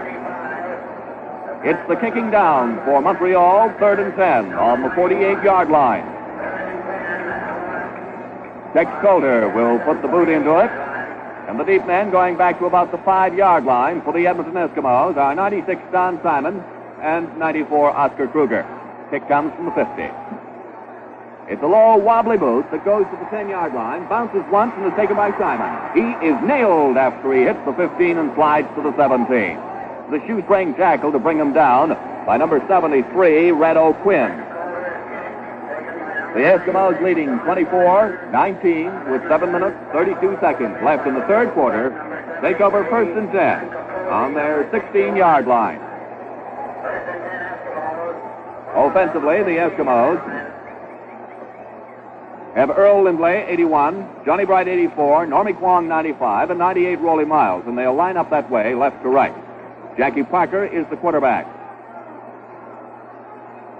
Heidenfeld and Bendiak, 71 and 75 are the ends. Dean, Minert the tackles, Anderson and Walker the guards, and Kurt Burris, 42, over the ball at center.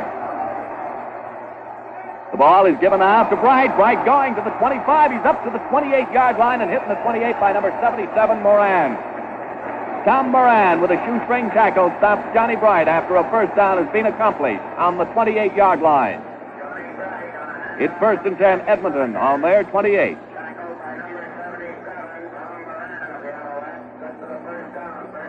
Tom Hugo, 48, calling the defensive signals for Montreal. See what defense the Alouettes are going to go into. They got a 5-man line with 2 linebackers in tight. Parker gives the ball to Kwong, and Kwong slides to the 38. Tom Moran, 77, that shoestring tackle again. And that's one of the few ways you can stop Kwong. You hit him above those legs, and he'll churn for 4 or 5 yards. You knife him low, and you're liable to bring him down without Kwong taking too much advantage of the fact that you're just holding on to him. He can go for 5 or 6 yards after you've got a good grip. They're measuring, see if it's a first down. The nose of the ball must reach the end. It hasn't thus far. They're sliding it back and forth to see if that nose is within reach. Everybody's having a look. It did reach. It's the first down.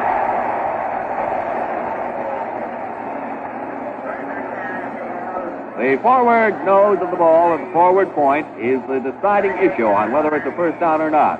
So Edmonton have a first down on their 38-yard line.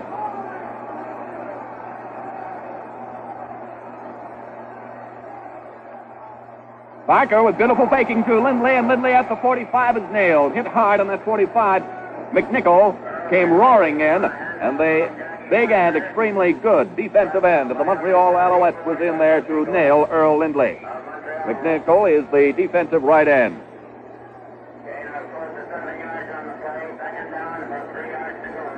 Doug is 245 pounds, 6 foot 4 inches. Went to Western University. This is his third year with the Alouettes, and he is on the all-star defensive team of the Big Four. Ball handed off to Bright. Bright going for a first down to the 54. Shoestring tackle on that 54-yard line, stopping Johnny Bright. And the tackle was made by Tom Hugo, 48.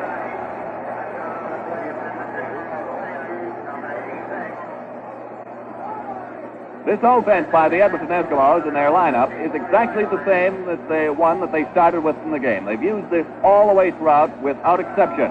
This exact lineup that we see on the field now for Edmonton.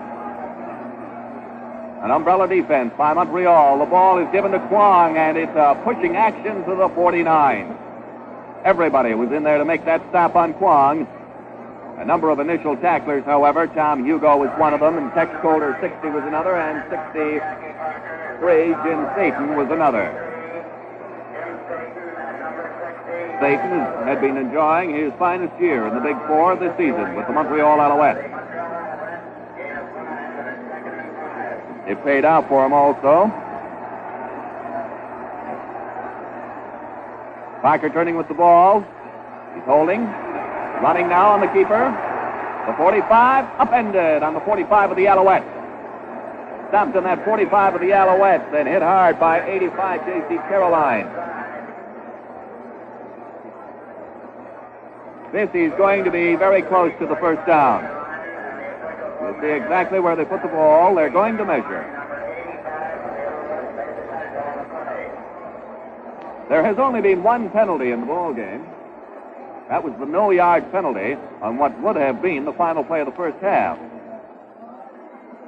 So that's the only penalty we've seen in a good, hardly played between ball games. First down.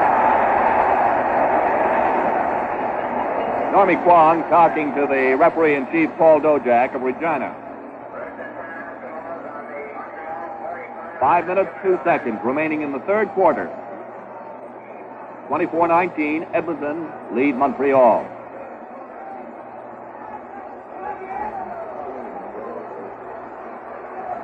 Montreal in that umbrella defense again.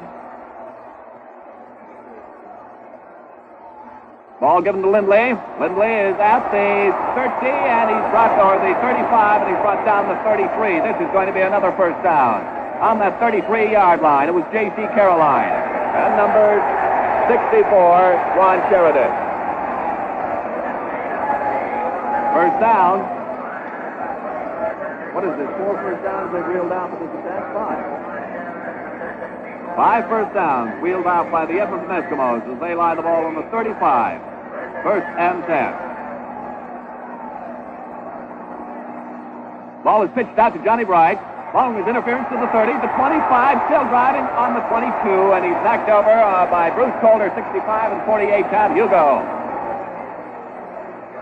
There's a handkerchief on the play, and this is the second one that we've seen in the ball game. The second one in the Grey Cup. Illegal blocking against the Edmonton Eskimos. Illegal interference is the official call. Illegal interference, the official call, a 10-yard penalty from the line of scrimmage to the 35. And that brings it to the 45 to make it second and 20. Although the gain was down to the 22 and would have been a first down, illegal interference, in other words, blocking past the 10 yards, was called against the Western champions. They take it back to the line of scrimmage and jack out 10 yards from that point, which puts it on the 45, second and 20. 24-19. Edmonton leading Montreal, 4 minutes, 23 seconds remaining in the third quarter. Will be their strong side. Parker's holding. In the air, he fires, and the pass is completed to 25 miles, the 20. He's driving to the 15 and brought down hard on that 15-yard line. Number 81, John Blacher, and 65, Bruce Calder with the tacklers.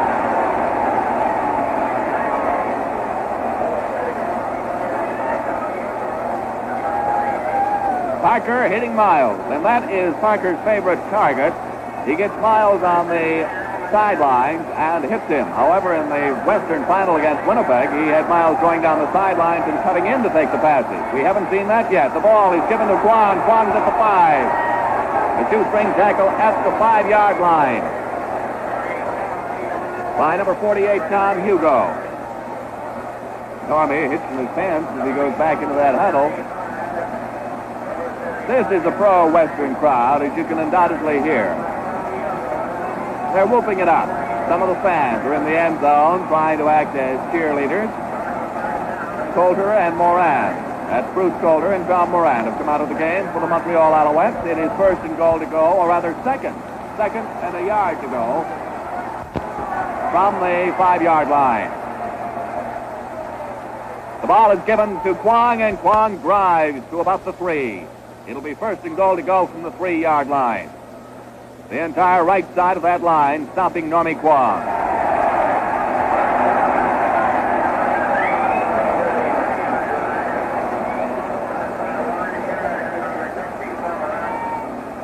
So it is first and goal to go from the 3 for the Edmonton Eskimos. They lead 24-19 over the Montreal Alouettes.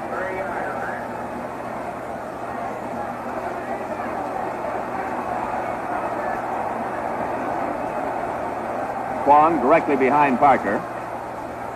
He's given to Kwong, and Kwong is pushed back after hitting about the 2. Helmet rolls out. He was hit extremely hard. Bill Bewley, 80, was one of the tacklers, along with 48, Tom Hugo. But it's pretty well all the line in there, as Montreal were using an 8-man line. McNichol, 74, 245 pounds, is roaring in. And the 3-minute whistle has gone in the third quarter. Second goal to go from the 2-yard line. Or they're making it the 3. It's the 3. No gain by Kwong.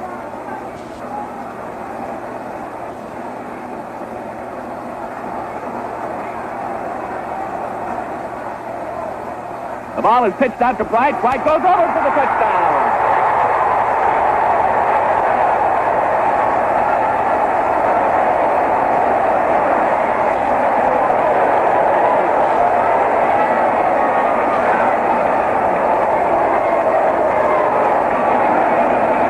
that player attempting to stop Bright right at the goal line has been injured. Bright bowled him over to get that touchdown for Edmonton, and in so doing, injured the player. We'll try to pick him up for you as soon as we can.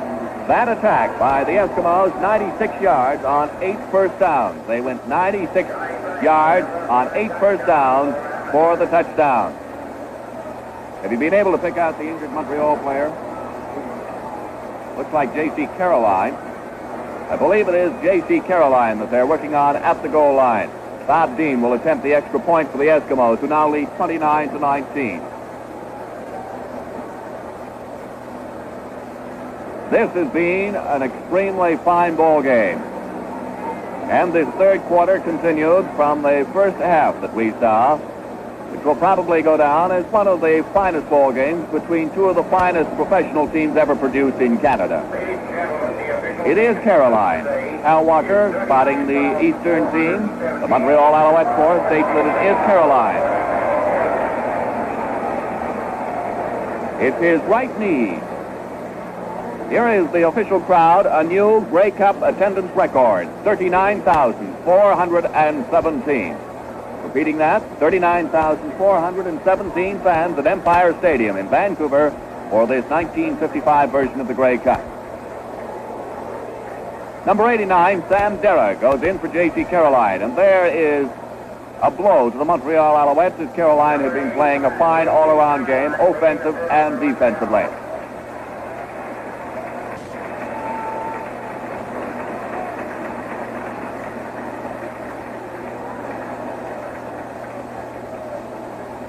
Dean, 61 attempts the point. 92 Wilsey holds. The kick is good. 30 Edmonton, 19 Montreal. As Steve told you, the experts were calling for a lot of scoring in this game. And they're getting it. And there will probably be a lot more scoring before the final whistle blows. 2 minutes, 20 seconds remain in the third quarter. The Eskimos will kick off then to the Montreal Alouettes. And we'll undoubtedly see Sam the Rifle Echeverry firing to his fine end, and the halfbacks he has that can scoop down and pick up those passes. The deep men going back to the 5-yard line for the Montreal Alouettes. They just have a single deep man at the present time. That's Johnny Williams, 86. And now Bewley, 80, goes deep. There's 80, Bewley. Johnny Williams is to the right of him. Bewley's turning, as a matter of fact. He was talking to Bewley there. Two men standing beside that ball, waiting for the kickoff by Dean. It could be the short or the long one. It's the long kickoff, bouncing and kicking its way to the 15. Bewley has it at the 15. Starts to the 20. Trying to follow interference, but it's not there, and he's nailed on the 23-yard line by Mike King, number 62. There were 2 or 3 players in there, but King hit him the hardest with the mostest, and Frankie Morris, 52, was underneath on the tackle.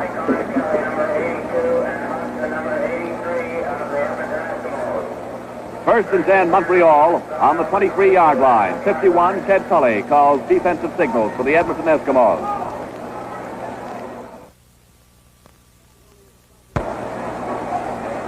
Bewley is a flanker to the right. The pass to a Quinn at the 40. He is upended on the 43 by Parker. First and 10, Montreal on the 43-yard line. And this passing attack of the Montreal Alouettes that can grab touchdowns in a real hurry compared to the slower process of grinding it out on the ground that is used by the Edmonton Eskimos is trying to strike back as they trail 30-19. Bewley, 80, flanks to the right. 77, Moran, flanks to the left. Echeverry rush, runs to the 45, spilled on the 46. He rolled to about the 47, and that's where they'll put the ball. So it is a gain of 5 yards. Frankie Anderson, 70, had roared in to trap him. Anderson has been going around and cutting in behind to make many of his tackles in this ball game, and he's been very effective. Make it a 4-yard gain. It's 2nd and 6. Bewley Moran, the flankers again. A hook pass is good on the 51-yard line. Been pushing him back all the way down the line. Jim Miller, 72. He's the defensive end, actually, playing offensive end in Patterson's place. It's a first down on the 50-yard line. The minute flag up in the third quarter. The minute flag is up in the third quarter. 77 Moran flanks to the top portion of the screen. Bewley 80 to the bottom portion. Echeverry to pass. Throws the pass. Bewley on the 40. Goes to the 38-yard line. He is hit hard on that 38. Parker had him. Along with 40 of the Edmonton Eskimos. Still Briggs. It's first down again, and they're rolling it out with seconds remaining in the third quarter. The ball is on the 36-yard line of the Edmonton Eskimos, and Edmonton leads 30-19. Montreal are using the spread formation. Now they're trying to clear the field. I don't know if it's a cameraman or a fan who's been standing down by the goal post. It's a fan, so his buddies come to take him out the field. As Steve Douglas remarked, the ball game was completed before it was started as far as color was concerned because the dog elected to run across the field before it started instead of during play. There's just two, I should say, of the riotous 30 or 40,000 fans in this city. The pass is complete to the 25-yard line and down to the 23-yard line. A good pass taken by Tom Moran, the tackle by Ray Wilsey, 92. Tom Moran playing flying wing in place of 82, Joey Powell.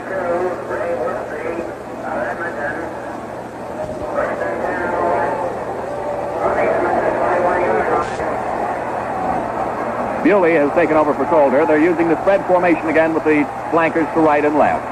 Pass going to the 5-yard line, and it is intercepted on the 5 by Jackie Parker. There's a handkerchief on the play, and it's getting rough as piling starts on.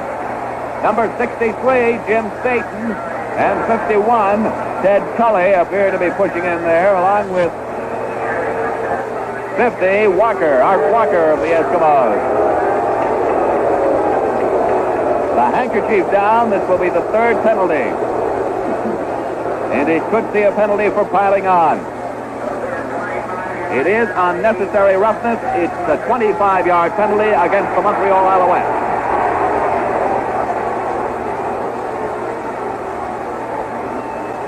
"25 yards against the Montreal Alouettes for unnecessary roughness." Jackie Parker intercepting a pass of Sam Echeverry. The pass that Echeverry threw was intended for 77 Tom Moran. Parker intercepted it, went back to the 12, and the officials called it for unnecessary roughness. A few tempers exploded, but the officials kept it under control. It could have become much worse.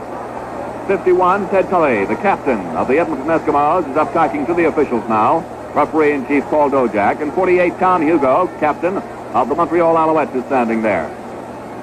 Now Tully goes out the field, or he's going over for advice.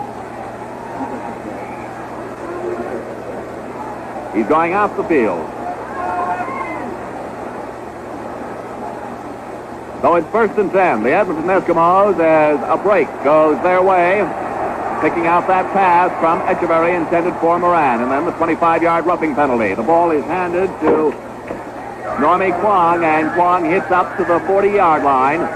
Hit there by 79 Al McElwickie and 74 Doug McNichol of the Montreal Alouettes. They place the ball on the 40-yard line, and it will be 2nd and 7. A 3-yard gain by Kwong as we start the fourth quarter. The score at the end of the third quarter is Edmonton 30, Montreal 19. This game is coming to you from Vancouver. The All-Star game between East and West, slated for Toronto's Varsity Stadium next Saturday, December the 3rd, will be televised to our Eastern Network live and will be shown by kinescope recording later to our unconnected station.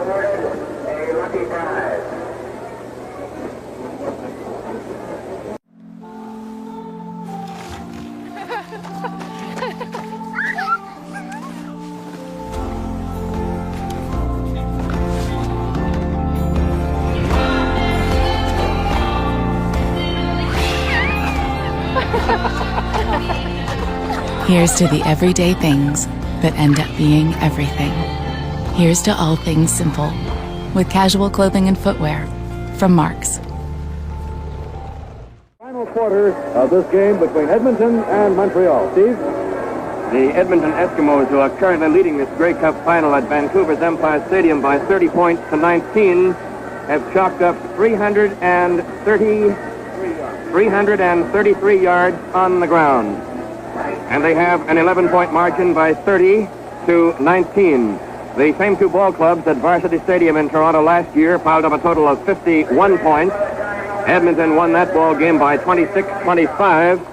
And you have to go way back to 1923 for a score that totaled by both clubs more than 51 points. The lights have just been turned on here at Empire Stadium, Vancouver. Back in 1923, Queen's University powerhouse overwhelmed the Regina Rough Riders by 54-0. And with 15 minutes of football remaining here in Vancouver, we have already piled up 49 points. And Echeverry unquestionably will be firing the football throughout the final 15-minute session. So the score may go higher on either side.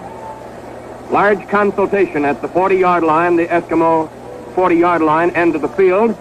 Finally breaking up, apparently to everyone's satisfaction, and we'll go to work for 15 minutes.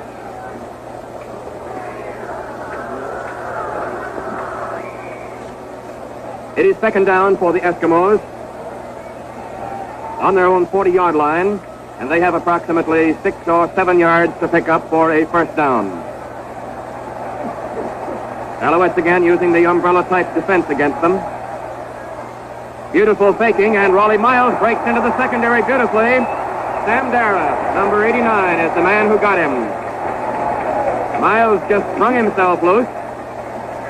First down, Edmonton at the Montreal Alouettes 52-yard line. First and 10.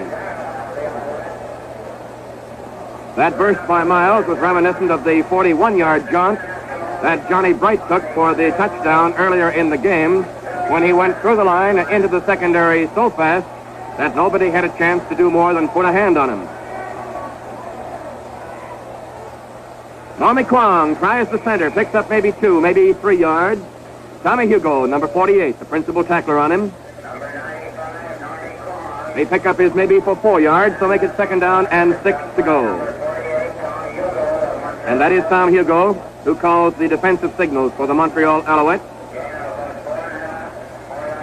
72 at the bottom of your screen is Jim Miller. Right next to him, Big Tex Coulter, number 60.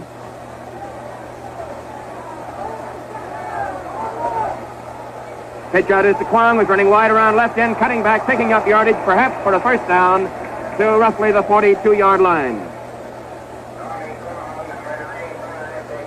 Tom Moran, 77 of the Alouettes, the principal tackler, along with the ever-present Mr. Hugo. First down. Ball on the 42-yard line. First and 10 for the Eskimos, and that is the Alouettes, 42.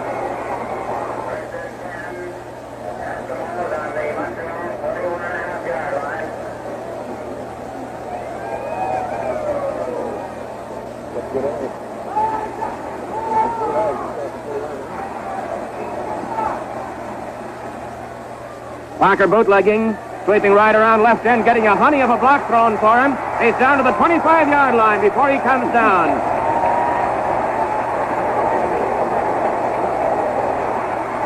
It was Bob Dean, the Eskimo tackle, who threw a block, and down finally Parker went to the 22-yard line. First and 10.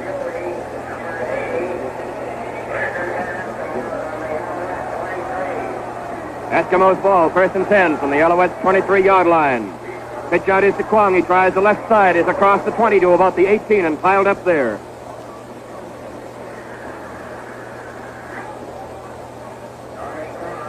Juan Sheridan, number 64. Tommy Hugo, number 48, both on the tackle. And to pick up on the play is 4 yards. It is second down and 6 to go. Ball on the 18-yard line. The Eskimos are in front by 30 points to 19 with 12 minutes and 45 seconds remaining in this Grey Cup game at Vancouver.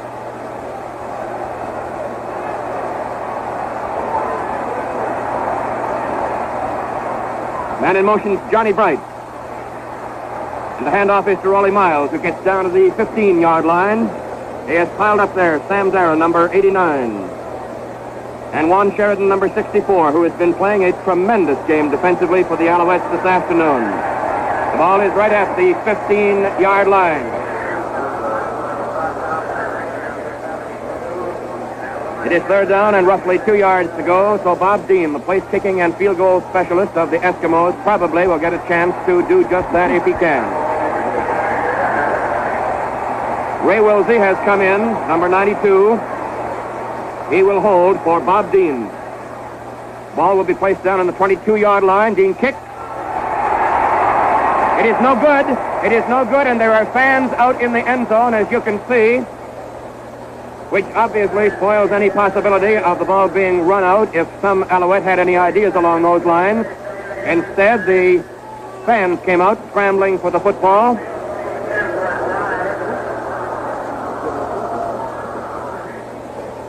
The officials, as you can see, as we go in close with our Zuma lens, are having a little huddle to decide exactly what they're going to do. We even have a small fan, about 8 years old variety, who broke into that official huddle. What he found out, I'm not quite sure, because the huddle is still going on.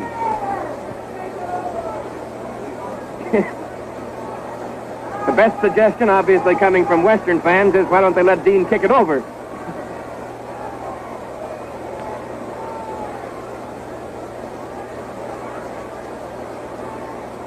So Dean tried anyway from the 22-yard line with Wilsey holding. And they are going to give him 1 point. They are giving Edmonton 1 point. The official, the referee, Paul Dojak, holding up his one finger of his right hand to indicate the point for the Edmonton Eskimos. We have 12 minutes of this ball game left, and the scoreboard now shows the Eskimos in front by 31 points to 19. And still the huddle continues out on the field. Herb Kralik, captain of the Alouettes, is having his say to one or two of the officials. Ted Tully, number 51 of Edmonton, is in there. So is Bruce Coulter, the Alouettes backfielder, number 65.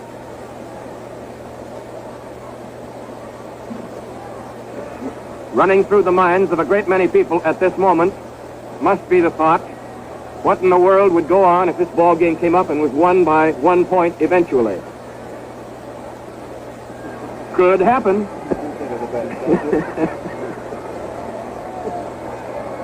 This also undoubtedly will be the longest Grey Cup game in history now with this going on. We've already been underway 2 hours and about 25 minutes. And we have 12 playing minutes left after these consultations are finally broken up. We just had a better thought. What would happen if the game ended in a tie? Well, the football players are ready to go. Spectators and photographers have left the field, and here we are with Echeverry back to throw. Hey, look, down the middle. It is completed. Down across the 45-yard line.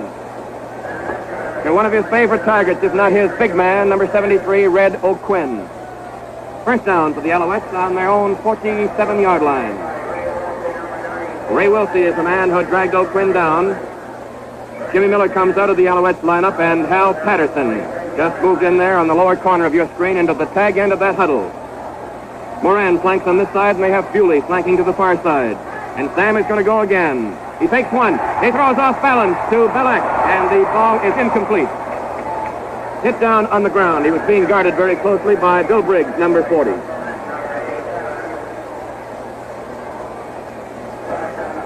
Second down, 10 yards to go for the Alouettes on their own 47-yard line.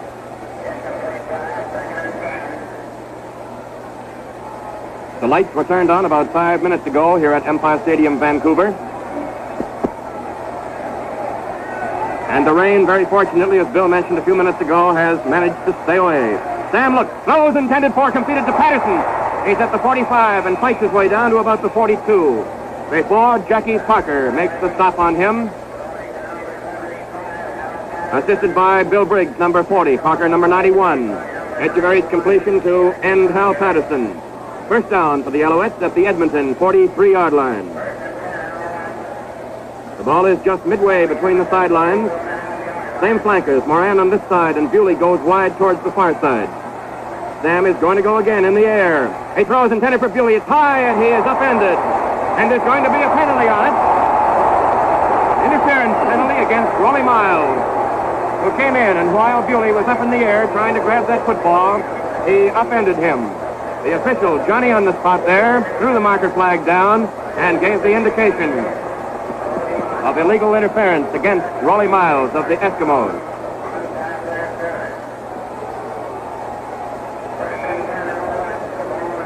The ball is on the 37-yard line. First down, 10 to go for the Montreal Alouettes. Bewley flanks right, and Moran comes to this side.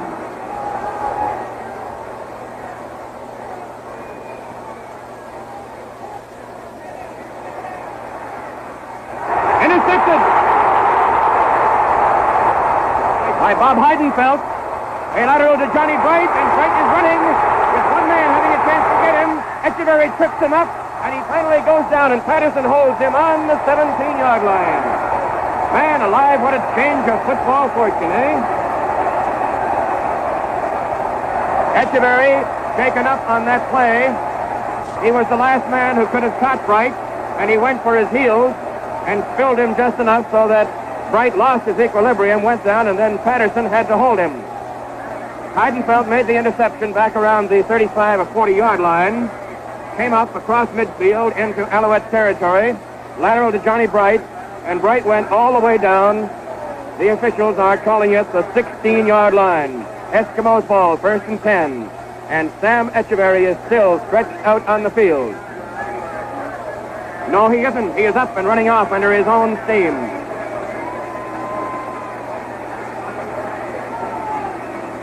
Ten minutes and 13 seconds remains to be played in the final quarter. Edmonton in front of Montreal by 31 points to 19. And a new Grey Cup all-time attendance record of over 39,000 fans, having themselves just a great big afternoon.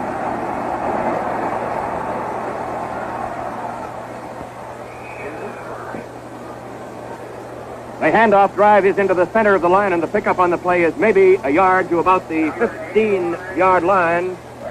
Earl Lindley was the ball carrier, and Juan Sheridan the principal tackler. Sheridan must have been in on 75 or 85% of all tackles all afternoon.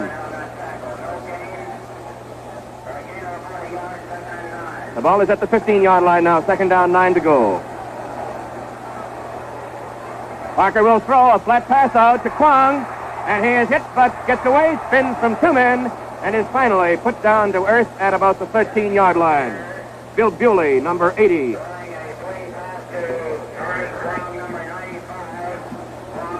It will be 3rd down and something like 5 or 6 yards to go, and the field goal contingent is coming in for the Edmonton Eskimos. Wilsey will do the holding, and Dean will try it.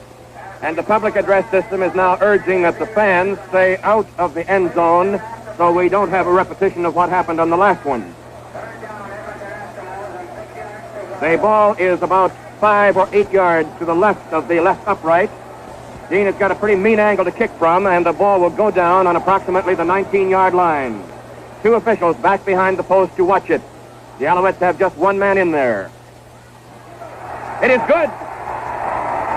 Signaled by 3 of the officials on the field. Good. Chuck up another 3 points for the Edmonton Eskimos. The talented toe of Mr. Bob Dean, their tackle, place kicker extraordinary, who has had a great season insofar as points after touchdown and field goals are concerned. And it is now for Edmonton 34 and for the Alouettes 19. 8 minutes, 42 seconds left to play. That is 9 points chalked up for Bob Dean in this football game this afternoon. The Alouettes will put the ball in play after that field goal. 1st and 10 from their own 35-yard line. Ted Telly, 51, you saw calling defensive signals. Alouettes come out of the huddle. There's only 1 flanker, and he's on this side. It's Tom Moran. Sam is back. He may be nailed. He is nailed. And he throws ahead to Bill Bewley, who gets up and may go for a first down across the 45-yard line. And how in the world did he ever get away? First down. A little push pass by Echeverry to the only man in the immediate vicinity. It is the 48-yard line, 1st and 10, and Earl Lindley finally got him. This time Bewley goes out flanking towards the far side, and Moran is on this side. Sam will go to the air again. Bullet-like pass down, and there's a marker gone down by one of the officials on the play.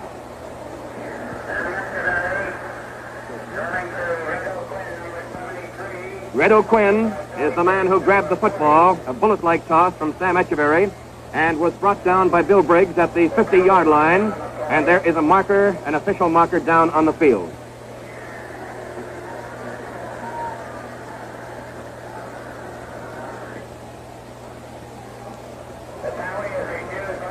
The Alouettes refuse the penalty, take the gain picked up on the pass, completion from Echeverry to O'Quinn to the Eskimos' 50-yard line.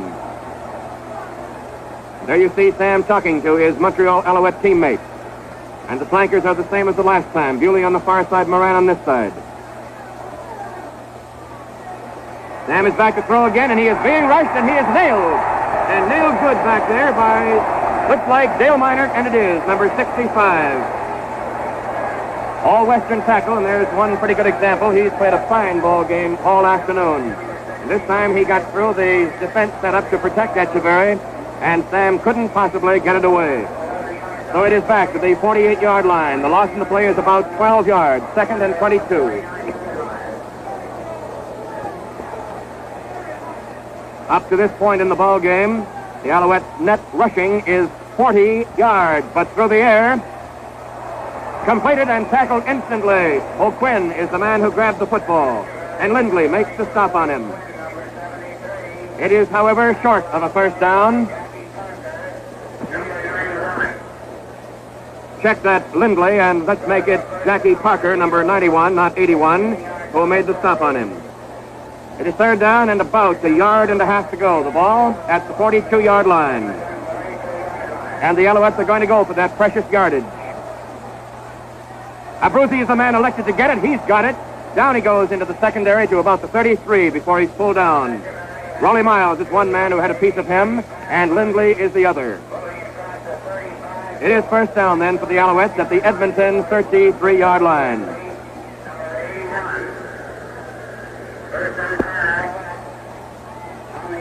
Raleigh Cook, number 60, has come into the Eskimo lineup, replacing Frank Anderson, number 70, who's just gone out. Bewley flanks to the right and Moran on this side. Sam is back to heave one. He can't get away again.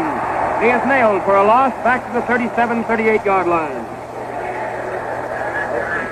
Echeverry so far this afternoon has passed 25 completions out of 33 attempts for 456 yards.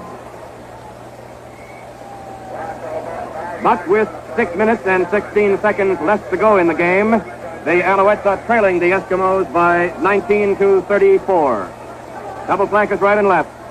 Moran and Bewley again. Sam looks, throws down, intended for Patterson, and broken up by Bob Heidenfeld. Put his left hand out and knocked down the football. Heidenfeld, number 75 of Edmonton. So it is 3rd down with about 14 yards to go. The ball is on the 37-yard line. Edmonton's 37 in the Alouettes' possession.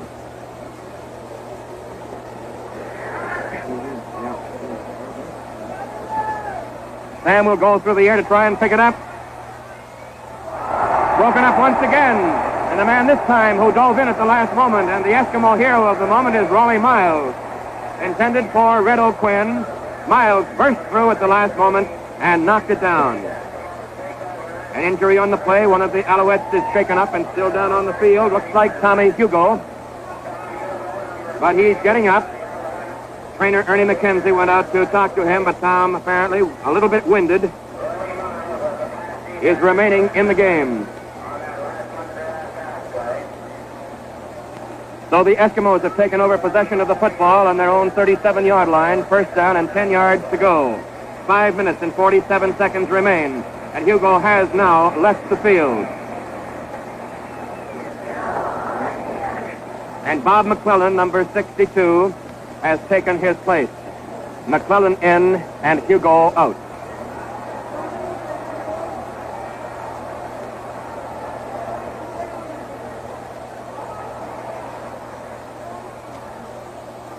Normie Kwong right up the center and into the open arms of about 4 of the Alouettes. McWecky's in there, so is Sheridan, and so is Kohler, who comes up from the bottom of the pile. And Hugo comes back in the ball game for Montreal, and he replaces John Bleacher.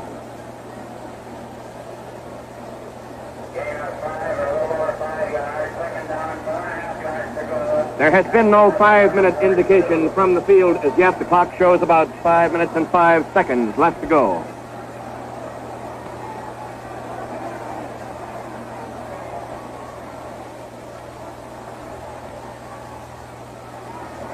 Kwong on the handoff, fights his way all the way down to the midfield stripe. A little China Clipper just put his head down and wouldn't give up. Bill Bewley, number 80, made the stop on him.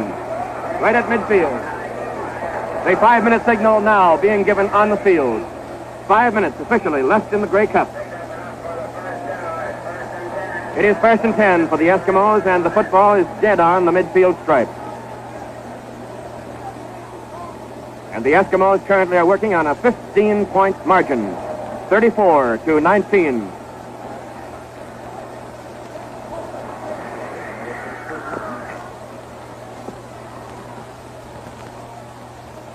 It is Kwong again breaking into the secondary, and he runs in to make that Raleigh Miles carrying, not Kwong, Miles.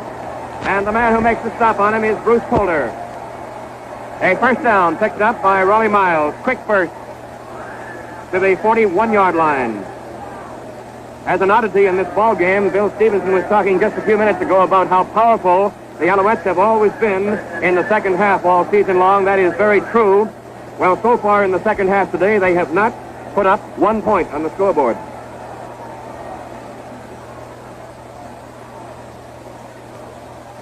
Beautiful faking and a handoff to Lindley, who goes around left end, and there's a marker down on the field. Moran made the stop on him. It is a clipping penalty that is coming up.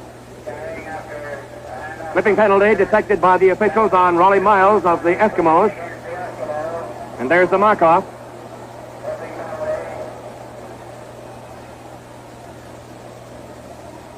Back to the 53-yard line.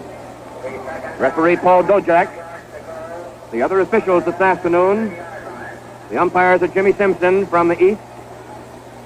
Hap Scholdice and John Monroe also from the east. Cliff Roseborough from the west. And the head linesman is Bill Nairn, also from the west.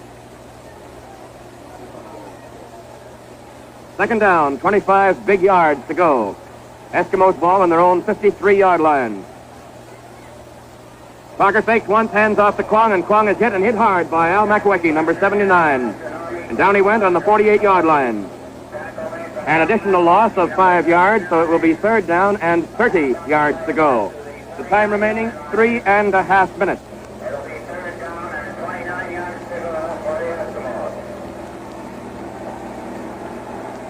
The Eskimo fans on the far side of the field, every time their players go off to the bench, give them a noisy reception, as well they might.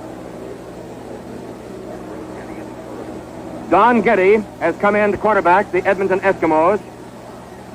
Heidenfeld will kick. He does, gets off a honey of a punt that goes deep to Johnny Williams, who fumbles it. It is loose, they're all scrambling for it. And wait till the umpire, but it looks like a Montreal Alouette final recovery. And Bill Bewley, number 80, comes up with the football.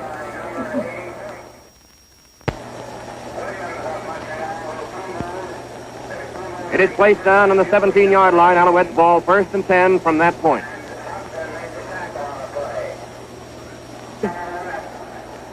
Edmonton 34, Montreal 19.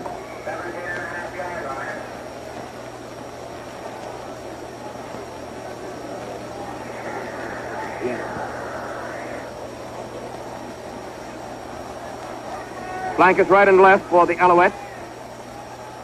Sam goes back to throw. He looks down. Throws completed to Abruzzi, who shakes off one tackler and finally gets up to the 40-yard line before he is successfully stopped by Bill Briggs, number 40.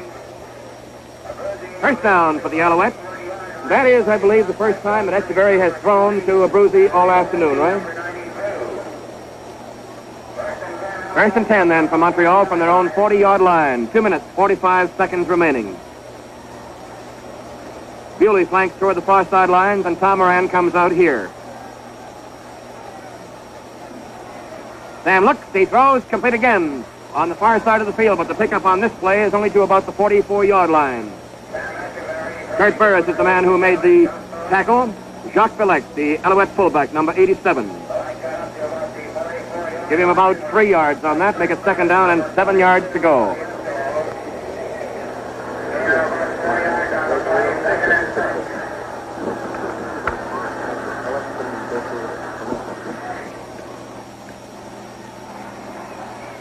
This is completed to Hal Patterson, who cannot shake off the man who gets him there, and there's another marker on the field.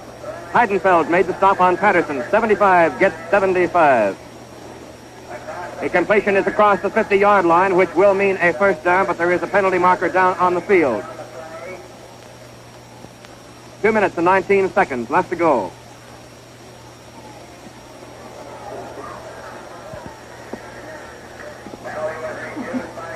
It is a first down, a holding penalty against the Edmonton Eskimos. Refused. They take the ground gained on the pass. Completion to Hal Patterson. It is just about a foot across their own 50-yard line. First down and 10 to go.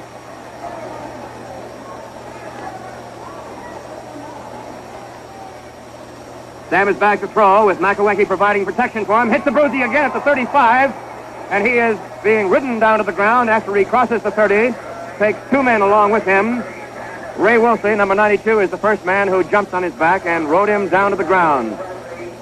Down to the 28-yard line, and Lindley had a piece of him too. So it is first and 10 for the Alouettes from the 28-yard line. 2 minutes, 1 second left to go.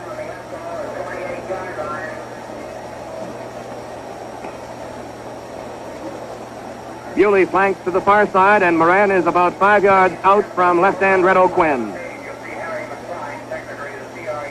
Complete to Moran. Down he goes on the 16-yard line. That's another first down for the Alouettes. Ted Tully, 51, is the man who brings him to earth. Echeverry passing complete to Tom Moran, number 77, for a first down, Montreal. On the 17-yard line, first and 10. Minute 34 seconds.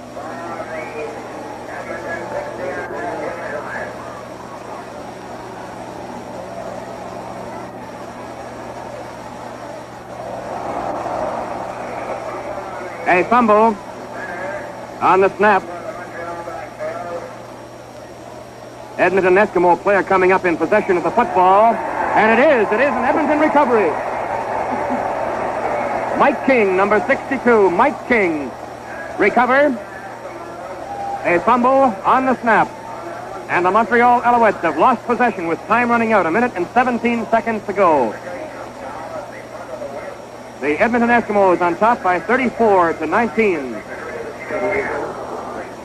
Don Getty is definitely in quarterbacking for the Eskimos. His jersey number is 87.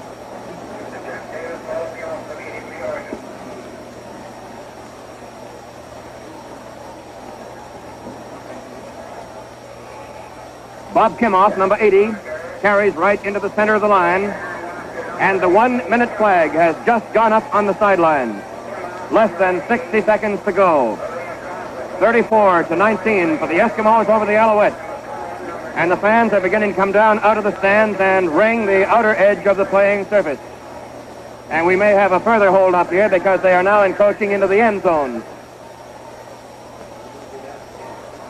It is second down, about 5 yards to go. Kimoff got 5 on that drive into the center of the line. Con Kelly carries for Edmonton across the 25, almost to the 30-yard line, which will be an Edmonton first down. It is.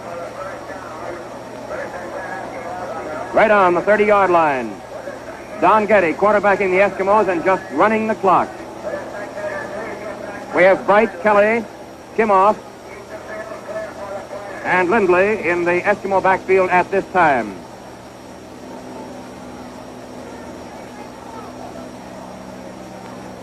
Men go in both motion left and right. Don Getty, the Eskimo quarterback, keeps the ball and just drives into the center of the line, just eating up yardage and precious time. It is second down and about 5 yards to go. The minute flag has now gone down, so this will be the last play of the ball game, and the fans are already all over the field trying to tear down goalposts and everything else, as you might expect.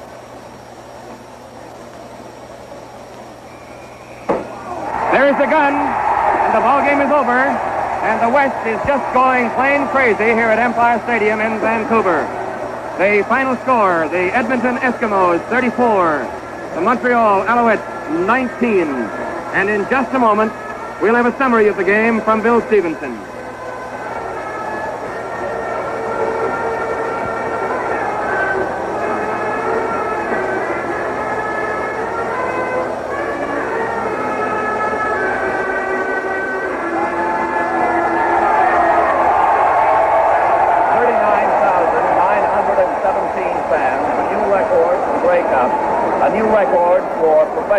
Canadian football, as this game across Canada has grown to such tremendous heights. And here, one of the all-time great Grey Cup games. This was a great game for the West for two reasons. Number one, it's the first time the West has ever hosted the Grey Cup. The posts are coming down, by the way, at both ends of the field. The fans are taking them down. I don't see any police, and I think that they'll go regardless, police or not. It's great for a second reason. The Edmonton Eskimos, for the first time in the history of the Grey Cup, which is just being concluded for the 43rd time, has been won twice in a row by a Western team. This has never occurred before in Grey Cup history. A Western team winning the Grey Cup twice in a row. The Eskimos last year, 26-25 over the Montreal Alouettes at Varsity Stadium in Montreal, in a game that many fans thought should have gone to Montreal and was won by the Eskimos on what they felt was a lucky or maybe a fortunate break. But that was the football game. This time, it was very definitely the superiority of the Edmonton Eskimos on the ground and the great quarterbacking of Jackie Parker, who went both ways defensively and offensively and only got a rest in the final few minutes of the game or few seconds when Don Getty came in to take over at quarterback for him. If you had to pick out an individual star, it would have to be Parker, who called a beautiful game at quarterback, and his two fullbacks, who took his team through to the Western Conference Championship with the two big men in the attack this afternoon again. Stormy Kwong, the China Clipper, with 2 touchdowns, White with 2 touchdowns, and Heidenfeld on a pass from Parker for the 5th touchdown.